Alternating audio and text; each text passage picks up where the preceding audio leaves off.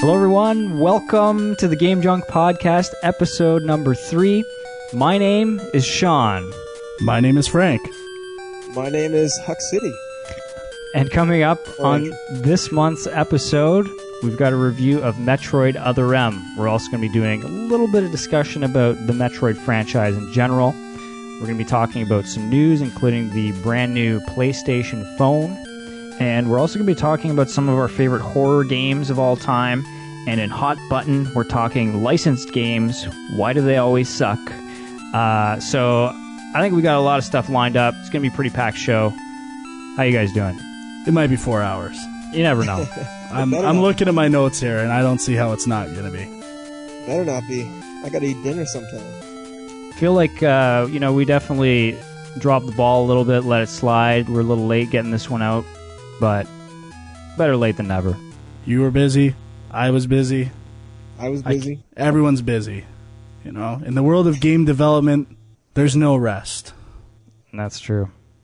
So, Huck City, seems like things went pretty well last episode, and you're pretty much going to be joining us as the permanent third member. Is that correct? That sounds fantastic. I accept. Okay.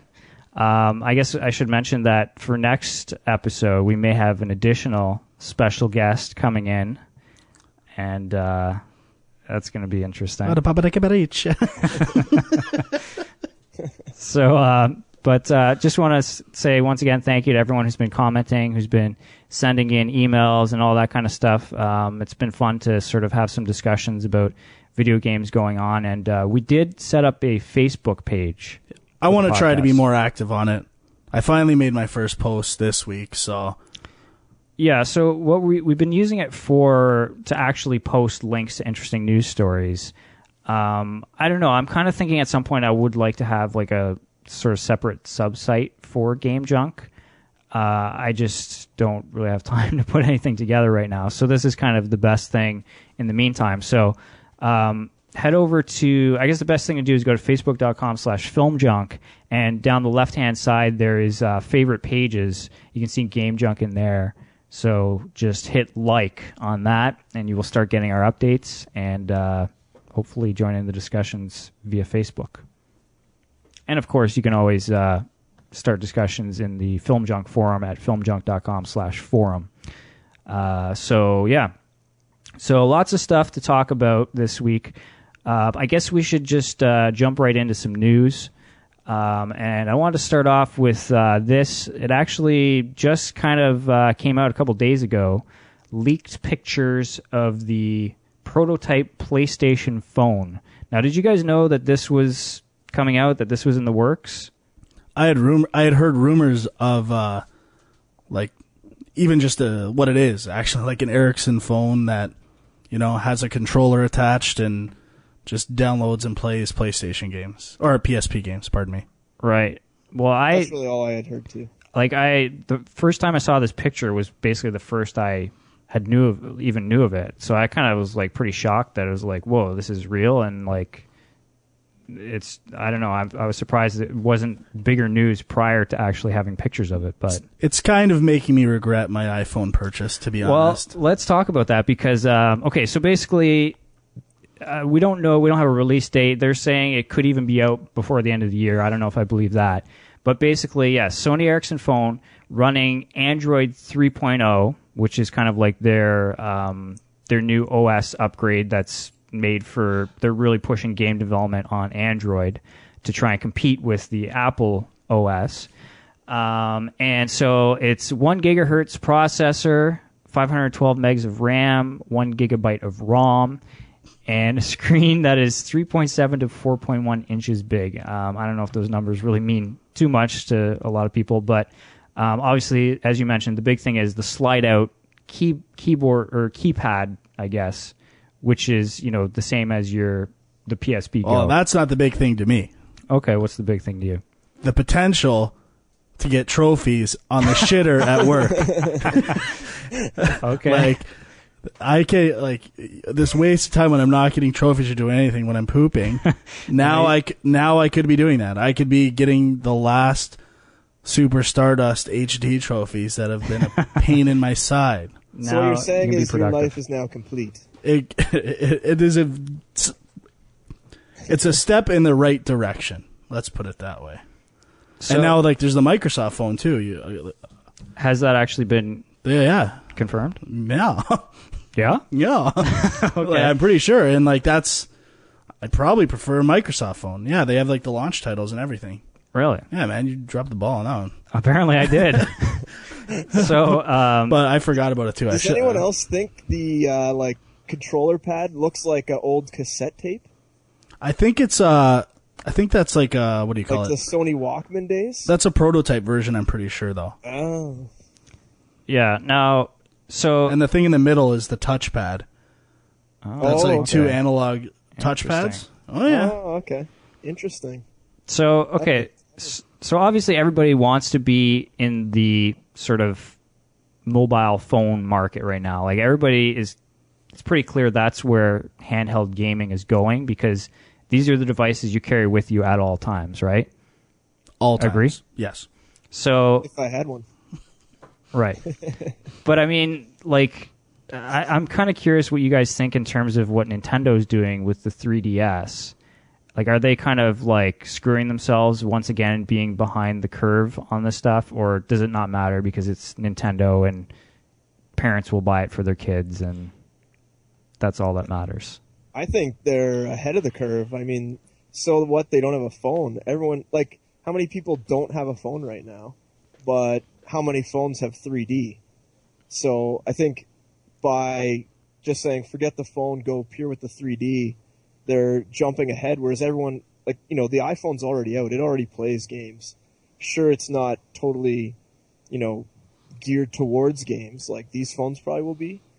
But at the same time, the PlayStation phone and the Xbox phone don't really have that much more to offer over the iPhone. Whereas, as far as gameplay and a handheld, I think the 3DS offers a lot more. But Nintendo could have that and have the first 3D phone. Sure. I think think of a 3D phone. I think the big How thing good would that be? It would be pretty sweet. I don't think 3D even matter. FaceTime, that would be Would it amazing. even matter? Oh shit! But I mean, I guess the thing with Nintendo, they've always been big on trying to have the lower price point out of everyone because they're trying to appeal to families and stuff.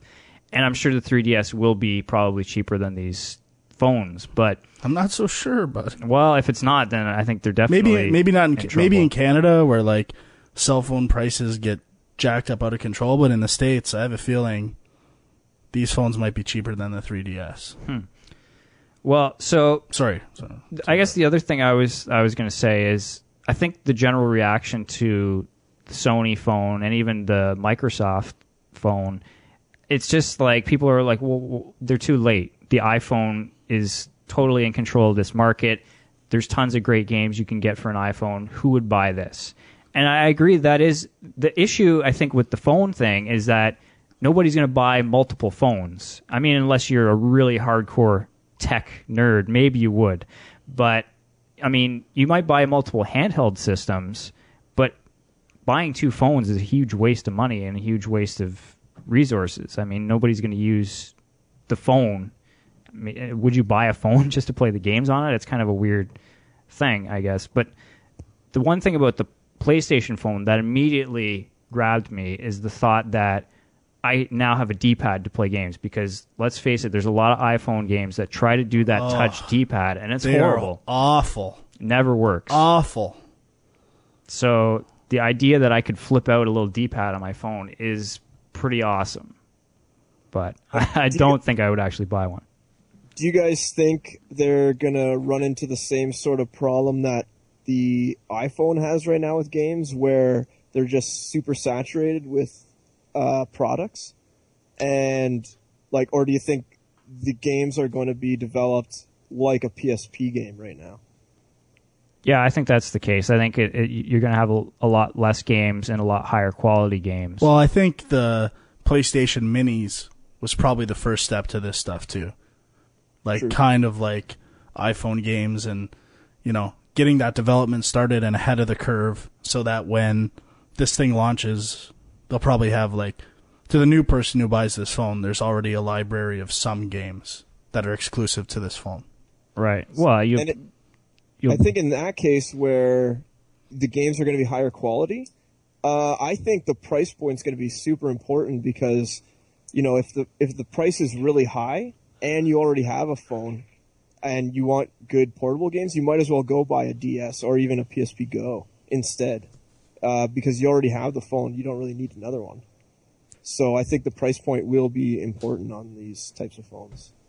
Yeah, I mean, I think that I can say for me, like on the iPhone, sort of the impulse buy of like, if I just see a game that's interesting and it's 99 cents, I don't even think about it. I just buy it. But obviously, if it's more expensive, I'm definitely going to think twice about what I'm buying. But I mean, I do like. I know you were saying, Andrew, that the idea that the iPhone, the fact that they have so many games is a bad thing, and I agree. There's a lot of crap out there on the App Store, but I like the fact that you got to kind of hunt sometimes to find interesting little gems. Like it just.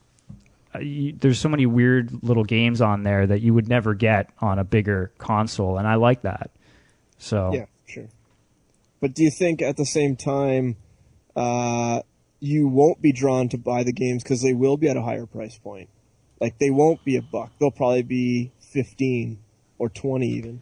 Yeah, well, I can already say that like with the DSi, I've downloaded a few of those games, and they're more expensive than iPhone games, and they're not as good. And I think that out of all the downloadable content platforms, the DSiWare has been probably one of the worst. Although they're starting to have a few decent games come out now, it's too little, too late. And one of the best things about the iPhone and its app store is there's so much competition that like people have sales on like there'll be like stuff that used to be $10 is $1, and it's just a wildfire. I gotta go nuts when those sales are on. Yeah, and we'll talk about cut the rope in a few minutes, but I mean that's like it's a huge deal to try and stand out in the App Store, and some games have a good way of doing it, and some games don't. But I guess before we get into that, I want to talk about there's another handheld system that was announced over the past month, and I don't know if anyone's excited about it, but it's called the Jungle. And apparently it's made by Panasonic, and the idea behind it is that it's going to be strictly for online games and MMORPGs. Now, I don't know if anything's really been unveiled for this. Like, there's a little trailer here. I'm going to play it, and I don't know if it's going to mean much just from the audio, but it's 30 seconds, so let's check it out. I'm in.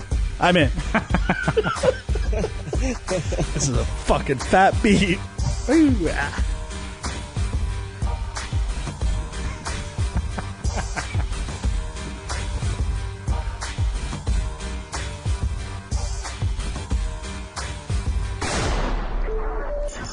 Bam! Fucking Jungle.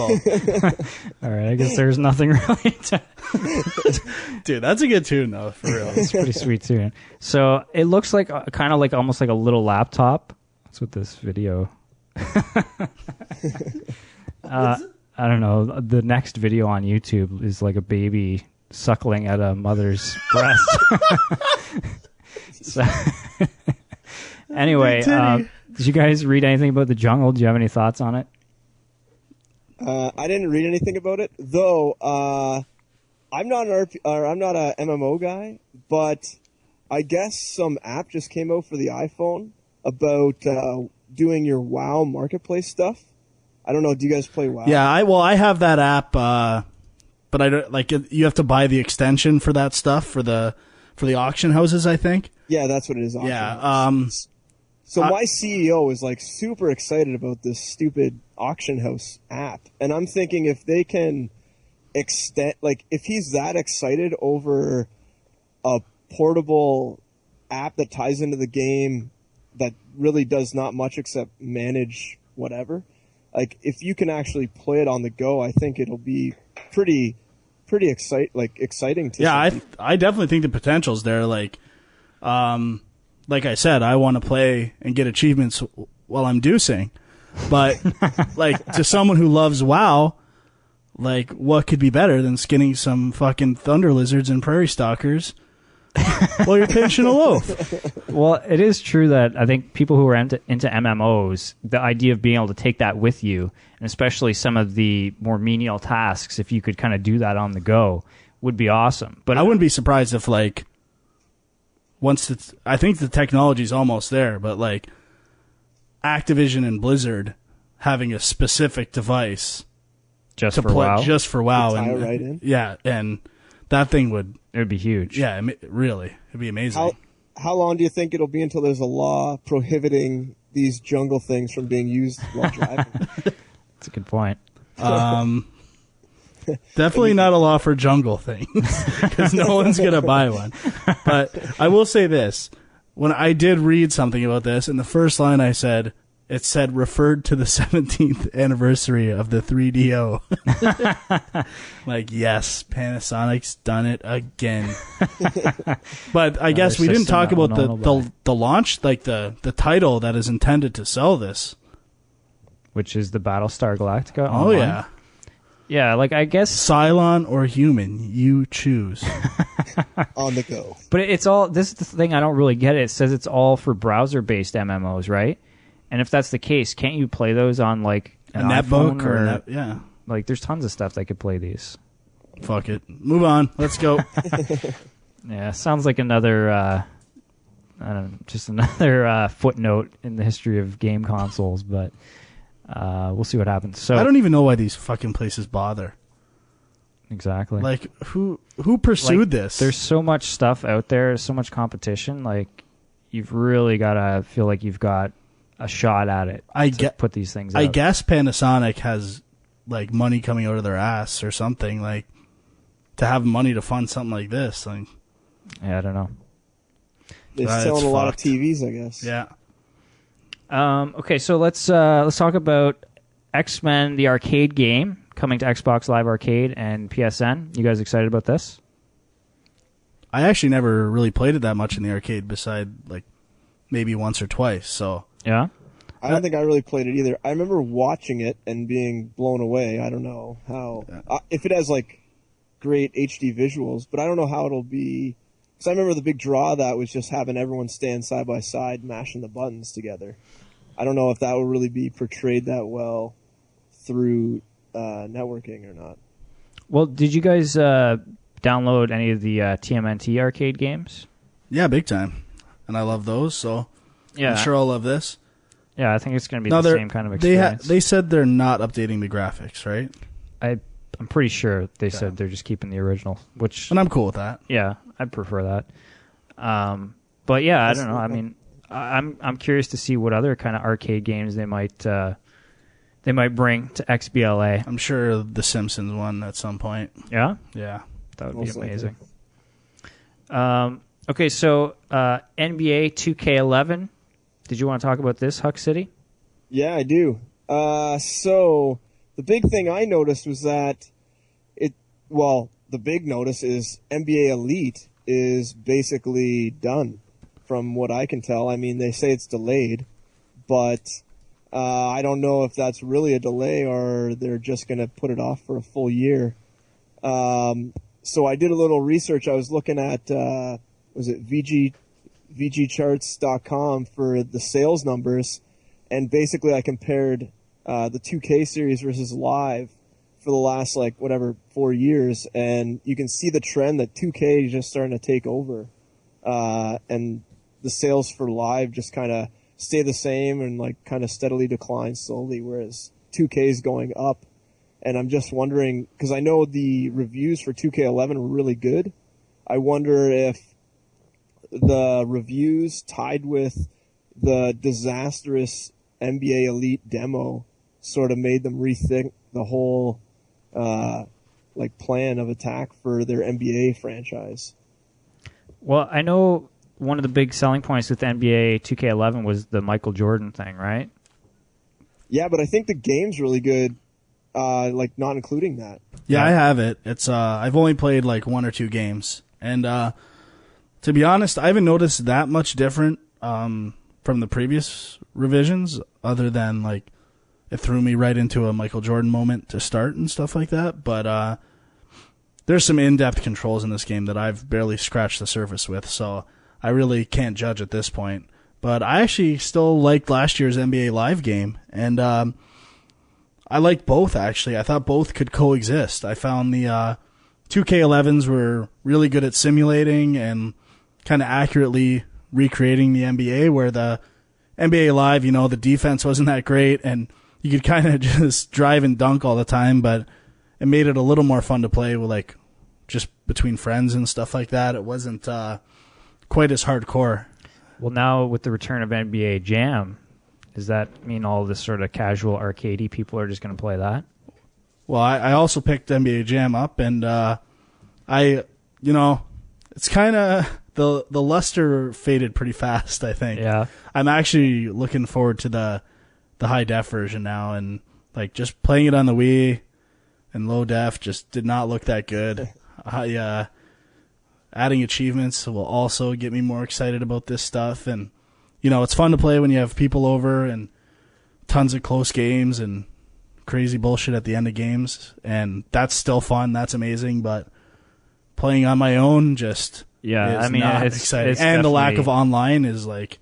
Yeah, that's why I was definitely waiting for this on Xbox Live. I'm trying to trade in my NBA copy, or my Wii copy. Yeah. It's already plummeted. I'm getting offered like 20 bones and shit. I'm like, oh my God, I fucked it up.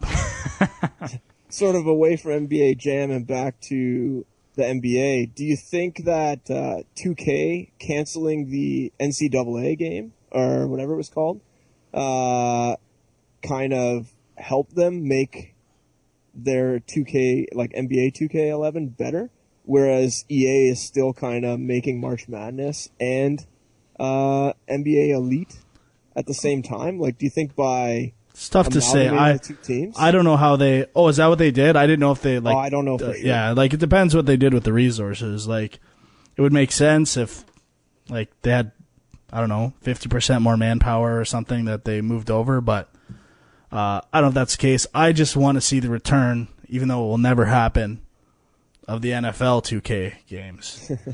Because I preferred them over Madden like 1,000-fold, and well, see, that's sucks like, that Monopoly bullshit goes down. Yeah, when you start talking about the competition between EA and other developers for their sports games, I mean, I think it was kind of clear that EA was worried and they had to do some things. And I mean, securing the exclusive license for the NFL was a pretty huge thing insane. In their favor. Yeah.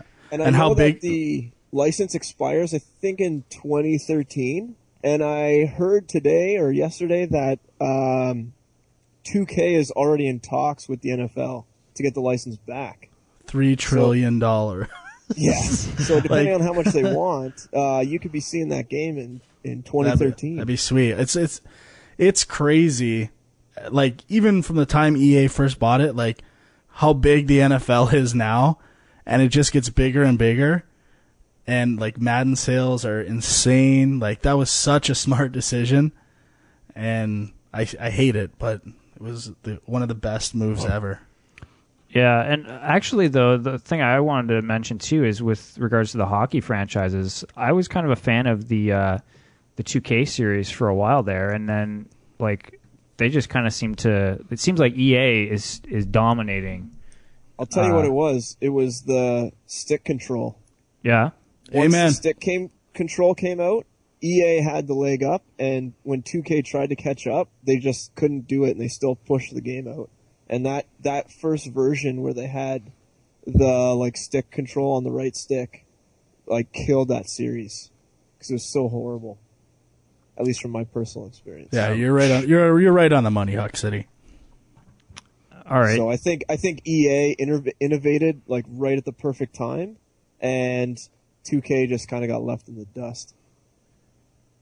Interesting. So, any other thoughts on EA's sports franchises and whether or not they will maintain their status, or like, are there any other franchises that are being threatened by other developers?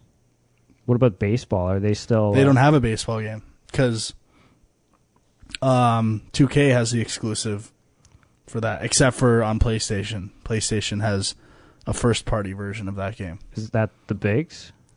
No, that's like they do MVP or MLB baseball, Right. and then PlayStation does the show. Gotcha. But like that sucked too, because when that decision got made, EA had been doing the MVP baseball season or series, MVP baseball series, and that was getting amazing. Like the last version of that game I loved, and just like the government's got to step in. These are monopolies. This is bullshit. It's true. Where's the competition? We need quality games here. Okay, so next up, let's talk about Cut the Rope. This is, if you haven't heard of it may sound strange. It is one of the top-selling games on the App Store currently. It sold 1 million copies in 10 days of its release, which is pretty crazy. Now, it is published by the same people, Chillingo, if that's how you say it, who did Angry Birds, which previous to this was pretty much the killer app. These guys are so hot right now. Yeah, so hot that EA bought them. Do you think this Cut the Rope game is sheerly going off the Angry Birds sort of hype? I don't think so. Cut the Rope is good. Well, I think it's better than Angry Birds. I agree with you. I do think it's better than Angry Birds, but the fact that it was published by the same company, when people started talking about it, people were like everywhere I saw it, people were calling it the next Angry Birds, and just being referred to it in that way just made this thing go viral, and people wanted to check it out. And of course, 99-cent price point, you can't beat that. Why wouldn't you? Why wouldn't you? Exactly. But I think the big draw with both of these games is the physics stuff. They're puzzle games, but they have just this little bit of unpredictability and this little bit of sort of skill and precision that's required because of the physics stuff. Disagree? Oh, sorry. No, I think they're accessible. They like the way both of these games, the way they progress you through the levels and stuff is perfect.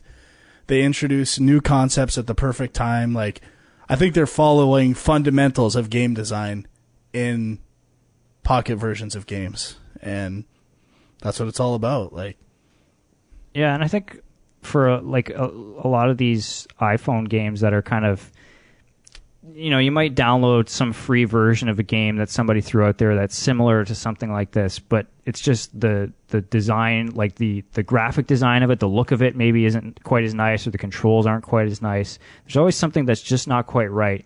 But with these two games, they just nail it.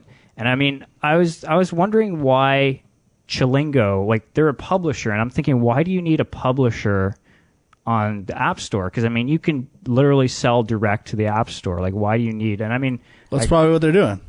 Well, yeah, take the cash from EA, and then all the main guys jump ship and do it all over again. Well, but I guess I'm saying is that whoever these people are at this publisher clearly have an eye for the important stuff that can just make the game that much better than all the rest of the crap. And they're the ones that are kind of honing these games and making them perfect.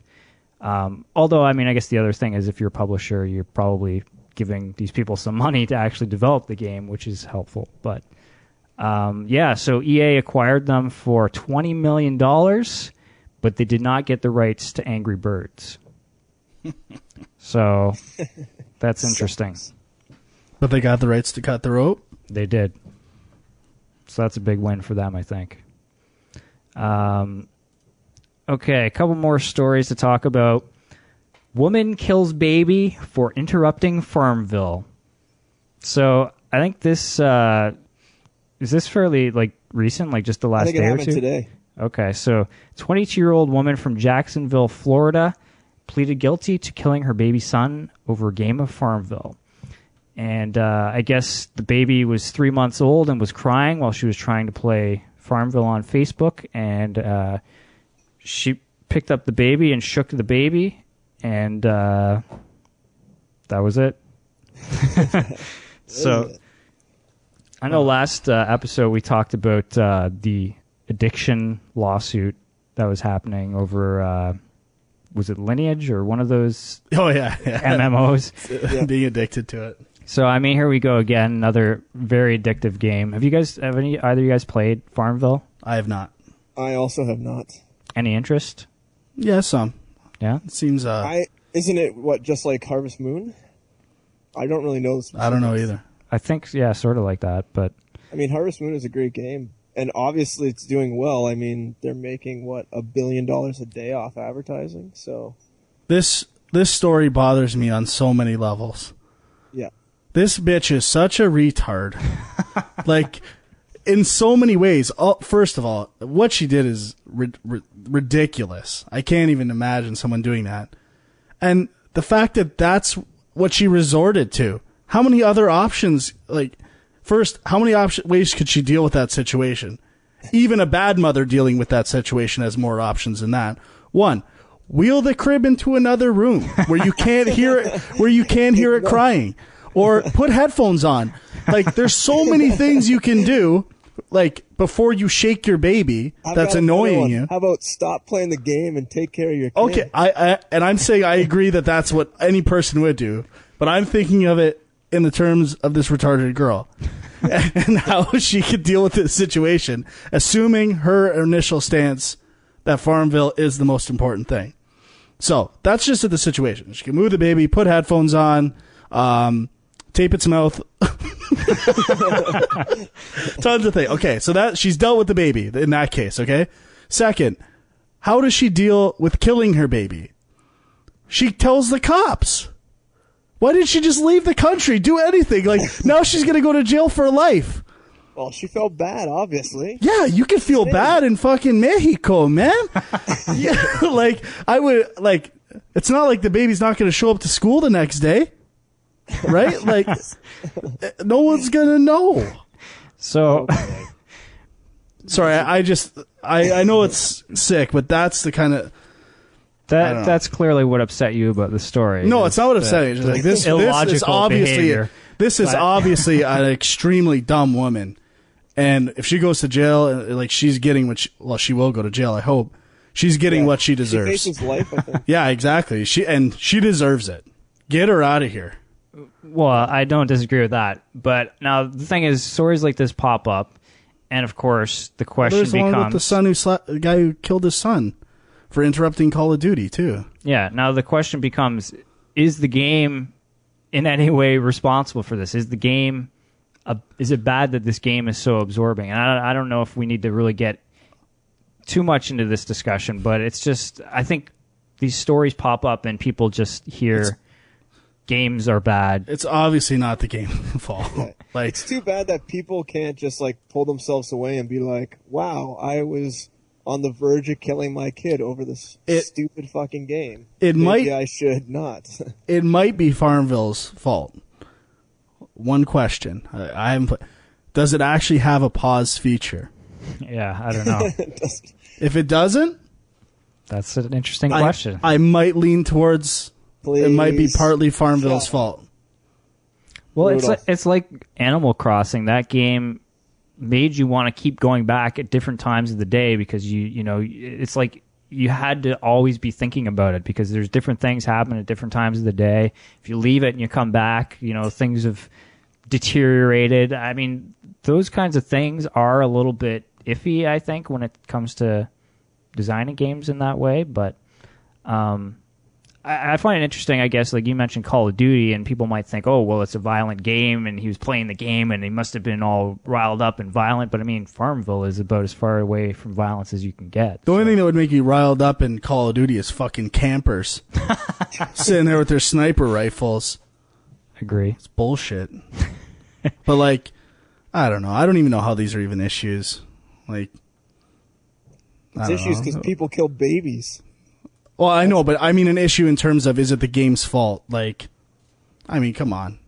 Well, it's point the blame, right? You got to point the blame. It's never the person. Well, crack whores kill their babies all the time, and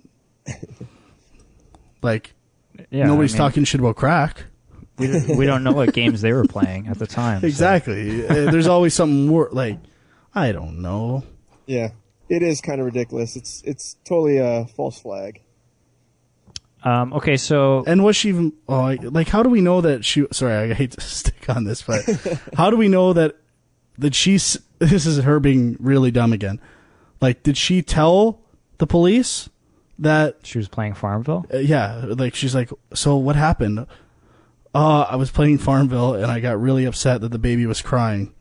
Like, why would you even say that?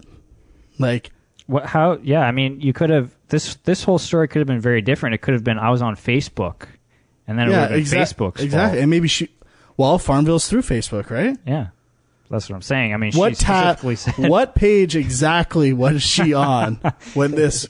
We're gonna have to get some serious forensics involved. Okay. Ico Shadow of the Colossus collection and the Sly Cooper collection being re-released for PlayStation 3 next year in HD and 3D as well. Is that correct? Sly Cooper is this year in 3D. Oh, okay. November 9th. So this is following up, I guess, on the success of their re-release of God of War 1 and 2. And I guess we can get into a little bit of discussion about the idea of remakes when it comes to video games, because I mean, this is something Nintendo has done for years. They've remade their games over and over and over again, but now other people are starting to catch on. And Frank, you were saying that Microsoft has kind of shied away from this. Well, they're taking the stance that this is not what our consumers want. They want new ideas, new IPs, and new games. And you disagree with that? Well, I do. I don't know if the majority of people would. Like, I like playing old games and seeing them updated and maybe getting a few achievements in them from time to time. Or trophies. Well, I think I really like the idea of remaking games, believe it or not. And it is because of the fact that, you know, you look at movies and it's like people go back and watch old movies all the time. And, you know, there's this great sense of history about movies. And video games, it's like it's always what's coming out next week and what's coming out the week after. And like 2 months later, a game that just came out is now off the shelves and it's completely forgotten. And this is just a great way to sort of keep classic games in the cultural loop, if you will. And, you know, it gives people a chance who maybe didn't play it the first time to come back and try it again. And, like, not having to keep around your systems for old, like, yep. Like, it's a great, all the way I think around. Microsoft hasn't learned the lesson that you can shear a sheep many times, but, you know, skin them only once. I mean, Nintendo's been shearing us sheep for years now. Like, just like you said, Mario All-Stars have been released how many times on how many systems? I mean... And it's coming out again next year. Yeah, exactly. And I'm going to buy it. 100%. I mean, that is Nintendo's game. They learned that lesson, and Microsoft has not. And, I mean, they still charge... I mean, I think I harped on this last episode, but, you know, they still charge ridiculous amounts for their hard drives and wireless internet connection things. I mean, you know, how they can say it's not what their audience wants, I think, is ignorant. Well, but they also introduced that you can download old games on Xbox Live, right? Like you can download the first Halo on Xbox Live and play that. Yeah, but I think by saying this is just the exact same game you already bought, here, buy it again, is not the same as saying new Super Mario Brothers Wii. Right? Oh, okay. It's that new, it's that pizzazz, it's the HD. It's like that little extra of the same game that makes it new. Whereas really they're not changing the gameplay. They don't have to design anything. The levels are all done for them. All they have to do is update the graphics. It's really minor in the amount of work to make it new again. And I think that's the difference between these remakes that Nintendo and now Sony are doing and the old games, the old Xbox games that Microsoft put out. And they're rarely, like, the cool thing about the one Sony's doing is they're not standalone releases, right? It's not like one game remade. It's like a collection. It's a bunch of games. Yeah, exactly. And, you know, they're all in one place. If you ever want to revisit it, it's all right there. And I played Sly Cooper 1. I loved it. By the time the other ones came out, some new system stuff was around. I didn't get to playing them.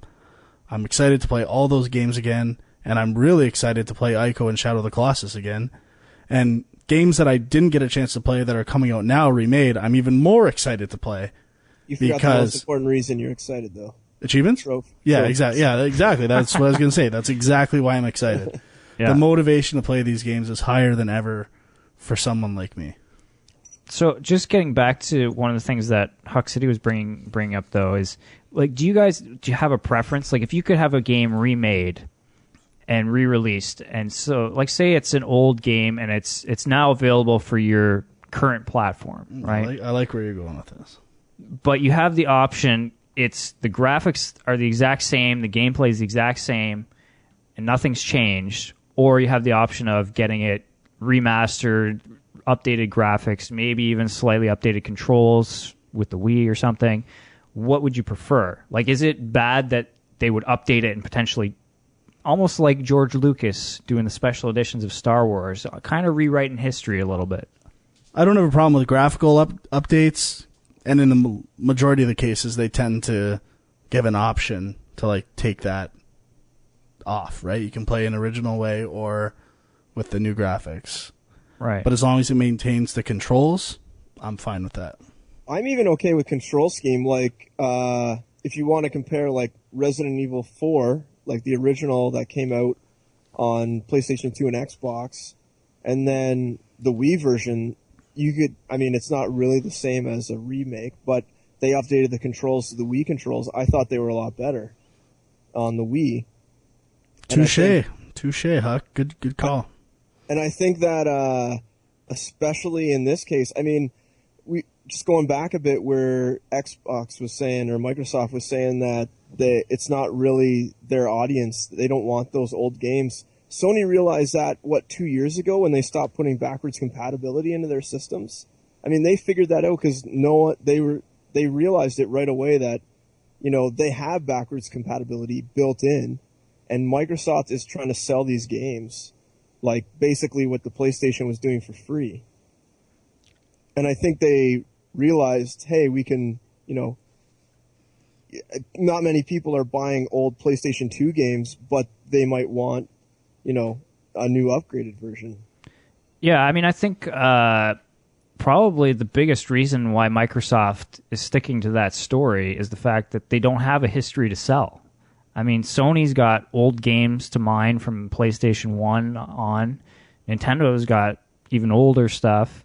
But Microsoft, they've got Xbox. That's where it started. They don't have that vast history yet to build on. So, I don't know. Yeah. You're on point today, Dwight. There's no doubt about it. Now, I thought you were going to go somewhere else when you started talking. I thought you were going to say, given the choice, would you rather play an updated game like on a new virtual console atmosphere, or would you rather break out the old system and actually play it on the system? Like, that's a good Super question. Metroid on a Super Nintendo versus Super Metroid on a virtual console. And I know where you're going. I know what you're going to say. What on the am I old gonna system, say? Right? Well, I don't know. But you got to keep it around. You got to keep that game. I know, but that's the thing. You can download emulators, but emulators are never as good as the original game with the original controller and all that. But I think that controller is the key, though, because all of your memories are kind of like through that controller. Yep. And I think that, although, like, Frank's totally right where he says, like, you got to keep it around. Like, that's the big problem. You got to keep it around. But at the same time, when you downloaded it, it's not the same. When you get it on the virtual console or even through emulators, it's totally not the same. Although the game is still fun, but it's not that same experience. Totally. And there are perks, too. Like, I know you said ROMs, but even on the virtual console, like, you can save your state, right? Yeah, and that's huge. Awesome. That's huge. I can't, realistically, there's not many NES games I would actually go back and play through from start to finish because I would just get too frustrated and I wouldn't be able to handle it. But, the thing is, like, for example, I was interested in going back and playing some of the Legend of Zelda Game Boy Color games that came out a while back, and I never had a chance to play them at the time. And so I tried to find the games, and I actually bought one a while back, and the battery doesn't save on it anymore. So I really can't play it. And, that's something where if it was on Virtual Console, I would probably just grab it there because, how far were you into it when you realized the battery didn't save? Not that far. Oh. But I would have been pretty annoyed. The same thing happened with Castlevania Harmony of Dissonance. That thing stopped being able to save too. So I mean, that's one of the problems with this old hardware is it doesn't last forever. And yet another reason why video game history is kind of getting lost a little bit, I think. But I think that's what makes the Virtual Console and PSN and all that stuff so great is that they are trying to keep it alive in that regard. I mean, yeah, I might not want to buy it on there, but if I had no other option, I would 100%, purchase those games if I wanted to play them again. Yeah, definitely. And I'm just hoping going forward in the future, like, I think Sony is going to stick to this model, and I think it's the right idea. Like, these things I've downloaded on my PSP Go and my PlayStation 3, like, these things, as we get to, like, what Sony, I think, is striving for, which is, like, all digital distribution, like, I'm going to be able to carry these from platform to platform and hopefully throughout, like, the future of these consoles. And what I'm buying is building up to one huge collection of everything Sony. And I hope they don't re-release these old things I bought. Like, I hope my games I've purchased, like PS1 classics and stuff, I can use hypothetically on the Sony phone, which I'm sure it would, and on the PSP2 and other things going forward, which I think would be amazing. Yeah, for sure. And Sony's been pretty good at that, so far. So I think they have a good chance. Yeah. Okay, well, we had a couple other news stories, but I think maybe we should move on because we're going on pretty long here, and I know we've got a lot of stuff to talk about, including Metroid Other M. We haven't even covered a quarter of my note sheet. Yeah. So, did you guys want to, before we jump into Metroid Other M, did you want to just talk a little bit about the Metroid series? Like, I know, Frank, you I dropped the ball. I said I was going to play every Metroid game. It was a little ambitious. A little ambitious, yeah. I almost did, and I would have. And when we get into what we played, there's two reasons for why I didn't. But I really wanted to. But I did play Super Metroid again, which is probably, it's got to be top. I don't even think I had it in my top 5 games when we did it. But yeah, I mean, I didn't have it in my top 5 either, but it's a probably my top between that and Metroid Prime. And it's in my top 3 16-bit games for sure, if not number 2 on that. And it's just, like, the graphics still, for a 16-bit game, look amazing. Like, the colors and look of everything is just incredible. The music's amazing. I don't know, there's nothing I really dislike about that game. The bosses are enormous and look so good, and I don't know, I don't think there'll be a day when I think every 10 years it's a game that I'm going to want to play over and over again. Should we see that this conversation is kind of like on to a lot of the points I want to bring up about Other M? Should we talk about Other M first and then that's all actually that's all I'm going to say about Super Metroid. So well, I just wanted to talk for a second about, I guess, just the Metroid franchise in general, because I would say that it's definitely, like, probably out of all the video game franchises out there, it's probably my favorite franchise. And, I mean, I haven't finished every single game. I haven't played Metroid Prime 2 and 3 all the way through yet. And I plan to, but... and I haven't played Metroid Prime Hunters all the way through either. Probably my least favorite of the series, for sure. But I just wanted to bring up the whole, I guess, what makes Metroid special, I think, and what most people look at, its contribution, I guess, to the video game design philosophies or whatever, is the whole, what is now called Metroidvania game design, which, the idea is that you've got this sort of open world that you can explore, and, you go back and forth through environments, and you're not really led on. It's not really a linear thing. You can choose where you want to go, but you might be blocked off in certain areas by obstacles. And eventually, as you acquire more power-ups and abilities, you can get past those obstacles. And I think that's one of the best things is, it encourages you to explore.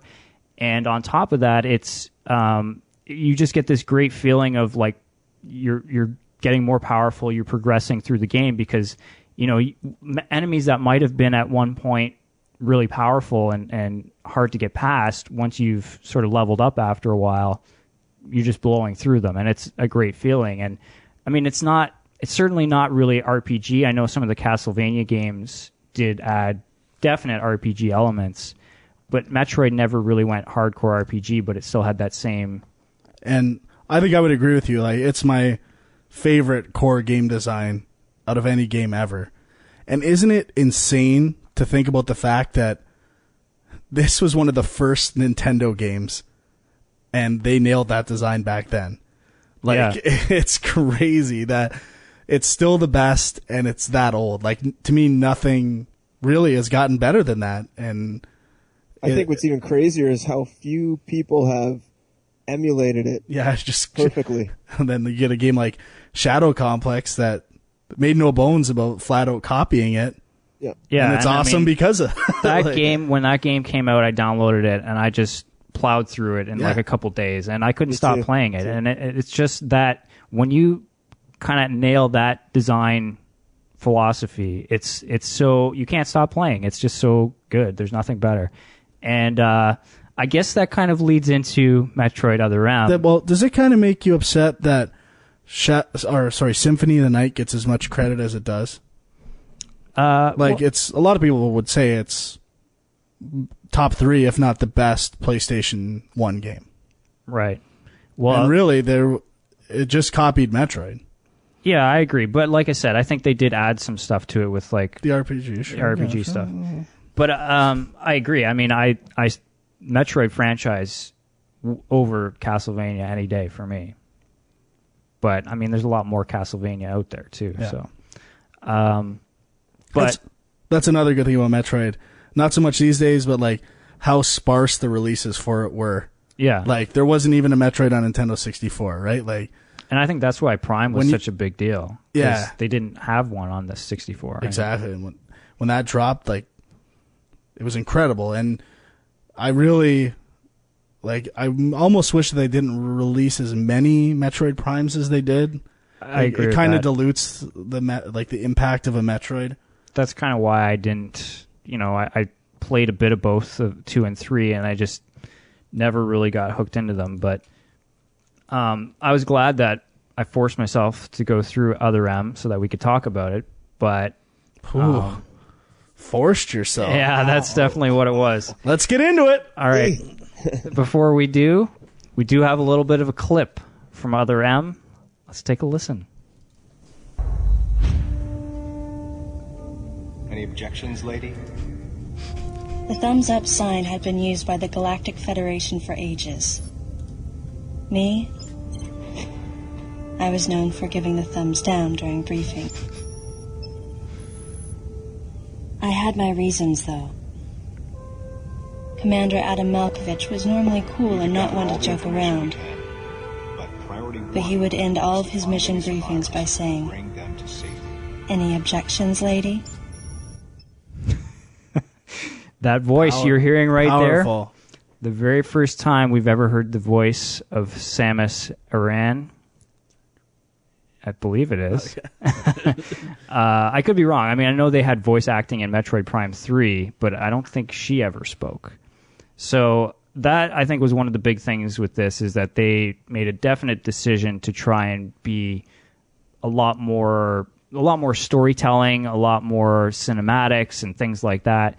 Because in the past, Metroid has always been a very, almost like a silent film experience, where it's like, it's just atmospheric, nobody's talking, you're just exploring these sort of vast environments, and that's what I loved about it, and that's not what I got from Metroid Other M. And still at the same time, like when I played Super Metroid, there still kind of is a story there. Yeah, there is. And it's amazing how, like, the way they sprinkled and like just narrative ideas and stuff like that. Every time you see one, it's amazing. Like, it's so good. Yeah. And I find they also like creep up on you in Super Metroid, whereas in Other M it was kind of just like, there it is. Yeah. Yeah. Okay. Let's get into it. Let's start it up.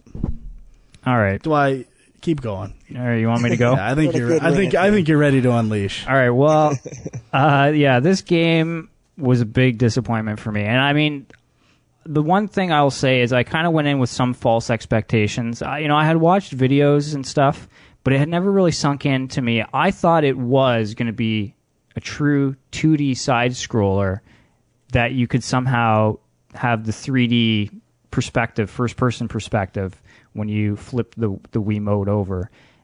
And I didn't realize that it was actually still moving. 2.5D style? Yeah, like you are still moving around in 3D space, but it's just that the camera is kind of locked to one side or the other so that it looks kind of 2D-ish. So as soon as I started playing and I saw that, I was like, oh, this sucks. And then, of course, I started realizing, okay, this is a Metroid game not made by Retro Studios, who did the Metroid Prime games. It's made by Team Ninja, who did Ninja Gaiden, which is one of my least favorite games for the original Xbox. And I mean, maybe that's a little unfair to say because obviously I didn't play all the way through it, but I was frustrated as hell with that game. I think it was collaborative, though. I think it was some Nintendo people with Team Ninja. That's true. That's true. So definitely that influence is felt the whole way through. And I found this game, the difficulty level was frustrating, not just combat, but I found actually navigating your way through the world and sort of finding the hidden rooms and things like that. I found it really hard. I was hitting game FAQs all the time to find my way through this game. Really? Yeah. What did you guys think? Well, hang on. Did you guys write down like your percentage complete in time and all that? I was 67%, 9 hours or something, I think. I was 40% and like 12 hours, I think. Okay, I was 55% and just like 9:30. So obviously Dwyer and I ran through the game more than Frank did. And I find with this game in I think I finished in less time and found more stuff. So yeah, that's debated. Yeah, that's kind of incredible actually. But with this game in particular, I find that I find with all Metroid games actually that there's no real, especially in this one where you don't gain anything from killing guys. There's no reason to kill them. That's my number one point. I would just run through the game. Every level, I would just avoid every character to kill because I had no reason. Unless I had to unlock a door, I wouldn't kill a single person. I'd just run right through the world. To me, that is the most mind-boggling decision. I don't even understand it at any level whatsoever. The concentration system for gathering energy. Like, first of all, you have every other Metroid game where you drop health and missiles and shit like that. Why fuck with that? Like, it's not like the concentration system. You can't even do it whenever you want. You have to be low on health. And whenever I'm low on health, it's usually a boss. Yeah. And their attacks come so fast most of the time. It's not even worth it. I can't even do it. I think I successfully concentrated my energy 6 times over the course of this game. I agree. And it just, I don't understand. Some people say, oh, it's like for gating and making sure like you're not too powerful. But I don't think that's the reason either. Because if I wanted to, before a boss room, I could get hit by some shit enemy forever and then just concentrate. Well, I guess you couldn't get back up to full. That's the thing. But another staple of Metroid are like these enemy wells, right? Where they just keep coming up and allow you to get your energy back. Right. Like they're not trying to be cheap about the fact that we want you to have full energy, right? If a room is meant to be challenging, it'll be challenging enough just inside that room that you'll die. Right. Right. And that is completely lost in this game. And one of the things about the original Metroid games is that you build up enough energy tanks that sort of just moving through the world, usually, you're not in danger of dying, unless you get to one really particularly hard boss or something like that. Whereas in this game, and it's the same thing in Ninja Gaiden, almost any enemy at any given time could kill you. And it's because they're knocking the shit out of you. Like just any enemy floating around in any room could hit you and take away like half your health, even if you have like 5 energy tanks. And it's ridiculous. Yeah, I found that the level design in general and the game design in general in this game was good, but it wasn't like up to the standard that normal Metroid games are up to. I felt like they really dropped the ball, like on that exact point you're talking about, Dwight. Like, you know, just the placement of items, like how you find the items. Normally it's like obvious there's an item there, but you need to kind of figure it out. Whereas like this game, it was just like completely hidden. And if you weren't like going into first person mode, like looking around and actually like actively searching out stuff, you weren't going to find it. Well, let's talk about the most idiotic thing, I think, in this game, which is the authorization system for unlocking weapons. Like, I mean, come on. Like, why change it? You're just trying to come up with some different excuse for taking away her powers. And I mean, I know people always say it's ridiculous that she starts off the game with all her, you know, weapons, and then they find some way to take it away so that you can find them all again. I don't care. That's the fun of the game. That's what I want to do. I don't want to have some stupid system where it's like I can't use super missiles yet because my superior officer hasn't authorized it. I know. And the worst is when you see like a secret area, right? And you kind of figure out how to get there. You get up to like something that wasn't obvious, and then you still need a super missile to get beyond that point, and you can't do it. And I guess that happened in old Metroid games too. But I think the way they frame it in terms of the story makes it even more frustrating. It's just, well, there's a couple points where it actually was really confusing because you would walk up to a point where you're being driven through and you know this is where you need to go, and you're at this door and it's locked with a weapon you don't have, and you're just sitting there, okay, I have to go through this door and I don't have that weapon. How can I do it? And you're sitting there, at least I was, for like 10 minutes, 15 minutes trying to figure it out. Can't figure it out, so I leave, and then when I leave the room, he buzzes in, and he's like, oh, I've authorized that weapon. And it was like, that's what I was supposed to do? Leave the room? Are you kidding me? Yeah, that was frustrating. I agree with that. All right, as far as the whole, like, unlocking the weapons thing, I actually didn't really find that too, like, annoying. Yeah, it was corny and kind of stupid, like, how they presented it in the story, but overall, I thought it worked as far as, like, pacing the game out and making sure you didn't just have everything. It was like a little different. Yeah, I didn't hate it quite as much as Dwight either. It's just illogical. Let's face it. But I think I like this game more than you guys. And I know I liked it quite a bit. I think I probably liked it more than you, Frank. Oh, but that remains to be seen. Oh, okay. All right. No, I think you did too. But I want to talk about some of the things I liked about the game. One is... Are we doing hate first? Because if we're doing hate, I got a lot more. Well, I want to get back to the hate, but I want to say some positive stuff. Okay. Get it out there before we rag on it. So, just the impact that Metroid Prime had was that, you know, this is Metroid first person, and it totally captured what Metroid is in a totally different perspective. And I do really like this game's attempt to give... like, Metroid is almost just as much about... like the design as it is about like because of Metroid Prime perspective and how it presents itself. And I do like that this game tried to present Metroid in a new way. And I like just that, like I give respect for that a lot. And I did kind of like the 2.5D and a different way of finding secrets. And I actually liked that stuff. I really liked the visuals as well. Oh yeah. It looks amazing. No doubt about it. I actually like the look of the enemies a lot. Yep. And the different creatures. I thought the creatures were shit. Okay. But I did not like how you had to defeat them a lot of the times. Some basic enemies, it was taking me forever to find out how to kill them.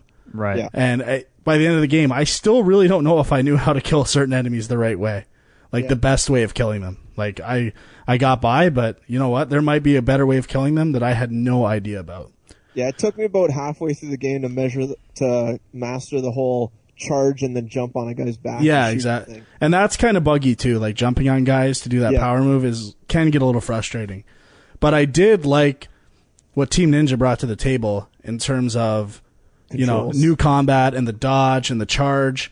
It was you still had that same basic Metroid shooting mechanic, but it was something new. And I'll give them credit. They made it definitely more action oriented. I liked the dodge. I thought that was cool.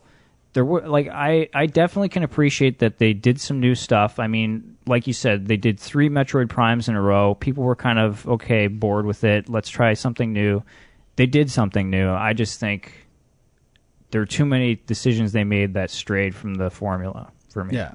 I did sorry, go ahead, Andrew. Oh, I was just going to say, I thought they really nailed all the controls in general. Like, they were simple enough that you could really pick it up quick to just play the game basically. But then some of the more advanced things, like the screw attack and the speed boost jump in particular, I thought they really nailed how those controls. Yeah, and if you go back to Super Metroid, exactly. I always got so frustrated with those moves.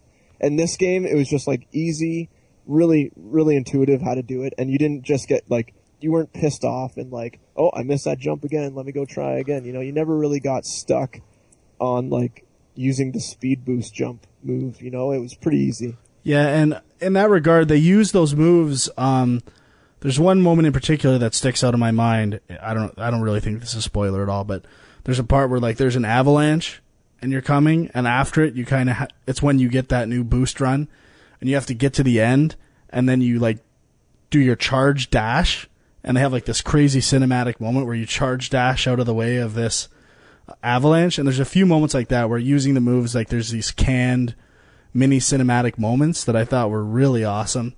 Yep. And I think I have one more positive thing, and that was the inclusion of the epilogue, which best part of the game. Oh, it was awesome, man! Yeah. Well, so I didn't play through the whole epilogue yet, but I don't want to spoil the final boss. Yeah, I don't. That boss is amazing. Yeah, it's the best boss in the game.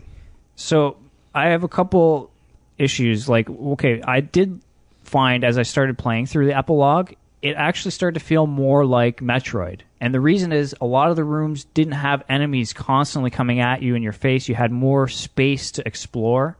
And that was the whole thing. That a lot of the epilogue is just set up so that you can go anywhere, find all the items you don't have, and go to the final boss. And I kind of dug that. But the thing that bugged me is that the game was over. You showed me the credits, and now you're just kind of giving me this extra mission. And I don't, I'm not as motivated to play it at that point. It's just not, doesn't feel like it's part of the story. Homie, don't play that.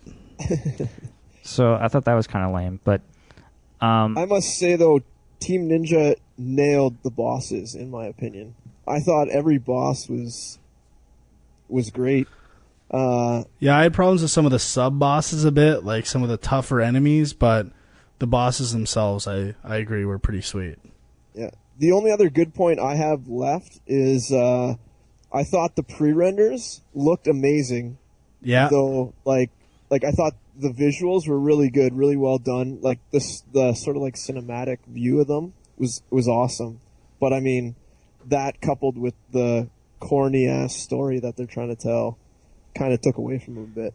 Yeah, I would agree. I thought the cinematics looked great, but I was just rolling my eyes the whole time. It was terrible. And I mean, it's one thing when you're dealing with a game franchise where, just you're telling stories in every game anyway, and you're just, okay, this one was really corny or something. I mean, it's not like it's worse than any of the Resident Evil games, which I, like or whatever. But when you're dealing with a game franchise that is kind of known for, like I said, being almost like a silent film and very minimalistic and subtle, and all of a sudden you try and do this epic, just eye-rolling story that you try to give her some character, try to give her some depth, and you try to give her all these relationships and stuff, and it's just horrible. And that's the worst part about it. Samus is supposed to be that strong, silent character. Right. And in here, she's just some groveling little girl. Yeah, now, did you guys feel I saw some articles online that have been written where people are, pretty much calling this game sexist. Did you guys feel that this didn't kind of live up to what the character of Samus should be as a strong female hero? I thought she was strong the whole game. Yeah, I think she was overly strong. I wouldn't call it sexist, but I would say that they did her a injustice. Yeah. In how they portrayed her. I thought it could have been, Like, I mean, she was basically saying, like, the commander dude's my dad, tell me what to do, basically. Yeah. And wasn't really... I don't think so at all. They like, the story was she always refused what he said and kind of went against him, and she felt bad for that. And this was... Why didn't she just power up her whole suit right off the get-go? Well, that was why she didn't do that, out of respect, because she felt bad about how she treated him in the past. Like, how she was kind of disrespect, like she was young and dumb and full of she felt bad about how she acted juvenile before, so she was maturing as a woman, and even though she was following her doing what he was telling her to do, it was mature and empowering on her part because she was the one choosing to follow it consciously, not doing it because she was being told to. So I'd say it's the opposite of feminist. What's that? You mean the opposite of sexist? Yeah, what's that? Not sexist. Egalitarian. That's why I got it. So, but I have seen some responses to that where people say it's actually more of a cultural thing, which I agree with, because this game is a very Japanese game, let's face it. And, you know, Retro Studios, who did the Prime games, is an American developer, but they worked hand in hand with Nintendo. I thought they found a good balance between sort of what the original Metroid was, but kind of making it, giving the story a little bit more, I don't know what's the word. It just made sense a little more, I guess, a little more clear. And this one is just, it's like you're watching an anime a lot of the time when the cutscenes are going on. And not that I hate that, but it's just, that's what it is. It's just the pacing sometimes. Like, some things are just so drawn out unnecessarily. And yeah, that's the biggest problem. That to one of my hates, actually. Those stupid fucking locked-in third-person moments. Oh my god. Like, that, out of everything... Waste. They don't add any tension. All they do is make you walk slower. Oh, he's talking about the third person. He's talking about... okay. Like, the over-the-shoulder stuff. I think it's... Over-the-shoulder third-person camera. And you're walking slow. And I think it's just to have them load stuff, but... I guess so. It's brutal. I don't disagree with you at all. What a big... horrible decision if that's the reason why. Like, I'm so pretty sure it was to try and add tension, personally. Yeah. But I don't think it did at all. Like, I thought that's what they were trying to do, but I felt they totally failed at adding any tension at all. It just made me more frustrated. Yeah, me too. And I think Dwight and I both thought that you misspoke and that you meant to say first person moments when you're locked in, because there's also those where you have to like find some pixel on the screen and point to it, and those are the worst. Like, every time I've heard somebody talking about this game, like I saw on Twitter numerous times when this game first came out, people saying, I'm stuck in Metroid Prime. The game's broken. What happened? Yeah. Like, how can you possibly just throw that up on screen and expect people to figure it out with no instructions? I think the first one is the worst, too. I think I spent half an hour looking for that shit. The Green Blood one was the worst for me. They're all horrible. Oh, fudge. There was two that I legitimately got stuck on for over 20 minutes. I got stuck on the part before Ridley. Oh, spoiler alert. Where you have to like find some like lava door. Yeah. Oh yes, my for god. Sure. That one was one of the 20-minute ones. And the worst part was the boss was kicking my ass during that whole part. So that when I finally did find it, the first time I played it was a complete write-off because there was no way I was going to beat it. Because I was already down to 2 things of health. And lo and behold, obviously I couldn't concentrate, because if I tried to concentrate, the tail whip got me. What's up with that? That boss was pretty tricky. I liked it, though. And I love the once you get the grapple hook, that boss, that fish beast motherfucker. Yeah, actually, that was cool. That was amazing. Yeah. Did you guys find that it sort of lacked the overall Metroid mood? Do you guys know what I mean? Yeah, I agree. I think it had no music. The music was a big thing. The music there was no not music at all. It was like footsteps and gunfire, and like there was only some music during the shitty cutscenes, and I felt like that was a huge letdown for me. Because I mean, you look at Super Metroid, and every kind of area has its own sort of like theme music, and it really like brings you into the mood of the level. Whereas this, it's just kind of like you're walking down a hall. You know, it's like a horror movie without any music. Well, it's not scary. without the music. The guy's just walking down a hall. It's like that suspenseful beat and stuff that really ropes you in. And a lot of the other Metroid games have that. Like I haven't played Metroid Prime for a while, but I don't recall that not having the music and stuff. Music in Metroid Prime's amazing. Yeah, that's what I thought. It's more subtle than Super Metroid, though. Yeah. But it's still there. There's not silence. And that really, I think that was like one of the biggest letdowns for me. That it just didn't have that mood. Apparently they went with a different composer for this game, too. Like, it's not the same guy who's done... Big mistake. There was no composing. What are they talking about? Well, what little music there was, it was some guy who's just done mostly movie stuff, so...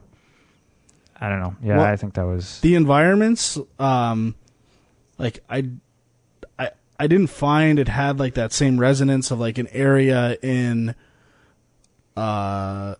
like Brinstar or all the different, like there was nothing like that. It was these different sectors, and then they tried to do that with like level 1, 2, and 3 or whatever. Yeah, right? exactly. Sector 1, 2, 3. But still, you'll get into this huge room that looks like it's outdoors, and then you'll turn off some hologram, and it's just another shitty spaceport. Like even when there was cool stuff, it eventually gets stripped down to like these. Tiny rooms. Yeah, exactly. Like that looked like all just some sci-fi spaceship movie. Like there was no unique look to the areas at all. Yeah, there's definitely in previous Metroid games, again, feeling of progression. You're moving from one area to the next, and it's like you feel like you're exploring new places. And this one, it was never like, oh, what's around the corner? It was just like, oh, I know what's around the corner. Just another metal corridor. Yeah. So, did you guys find there were some other like technical lackings? I don't know if you guys noticed this. It's kind of subtle, but they were very selective in their shadows. So, depending on the room, Samus would have a shadow under her, and in other rooms, depending on what was going on, she would not. So, platforming was particularly more difficult when they didn't have shadows because you can't judge where you are. Did you guys notice that? I did not. I did notice that platforming was difficult, but I didn't know that was why. I guarantee it was in the rooms that they weren't displaying her shadows. And I mean, that's like something, probably not many people notice, but I mean, that's kind of what I do a bit. So, I probably just noticed that. That's what Dwight and I are supposed to do. What's that? That's what Dwight and I are supposed to do. Apparently, No. We missed that. And the only other thing I had that, kind of ties back to what we were talking about before is, I got a question for you, Frank. If you had a 3-month-old baby, oh God, and it was crying, I would love to. Metroid Other M, oh and man, there was a cutscene on, and you couldn't pause it. What would you do? I would go and pick up my baby and love it and kiss it. I'd be like, thank you for pulling me away from this game right now. You couldn't have cried at a better time. And then you'd come back and the cutscene would still be going on. So exactly. And I'd be like, you'd try to hit every button to pause it, and it would God work. bless you, baby. Yeah, I mean, not only that, but like you can't skip cutscenes even if you've seen them before. I know. Oh, it's brutal. Yeah. That's like such a, that's a standard. That should be standard now. Yeah, there's no reason for you not to be able to pause or skip a cutscene now. It's just laziness on their part. I mean, there's no technical reason why they shouldn't have been able to do that. Well, it is a Wii game, so that's preschool shit, man. Unless they're like using that whole length of the movie to load stuff, but I mean that's a pretty weak. Put up a load screen. Who cares? Yeah. I don't want to watch that shit. No. So I don't know. I'm kind of. So I think I'm gonna hear 1 out of 4 from you. I don't know. Well, are we gonna get to our ratings then? I don't know. Is there anything else you want to talk about? I'm pretty spent. I think we've covered everything. Yep. I got my list is complete. Okay. Time. Well, my rating is 1.5 out of 4 stars, which is Gosh. For me. The rating means. You feel personally offended about. You seem personally offended. The rating means that I didn't really dig it, but there were some things in it that I could appreciate. And again, it's like it's one of those things where it's technically a very well-made game, but just all the decisions they made to design wise, I just didn't agree with. So, yeah, 1.5 for me. Wow, I'm better than that. My personal opinion, I'm giving it a 3 out of 4.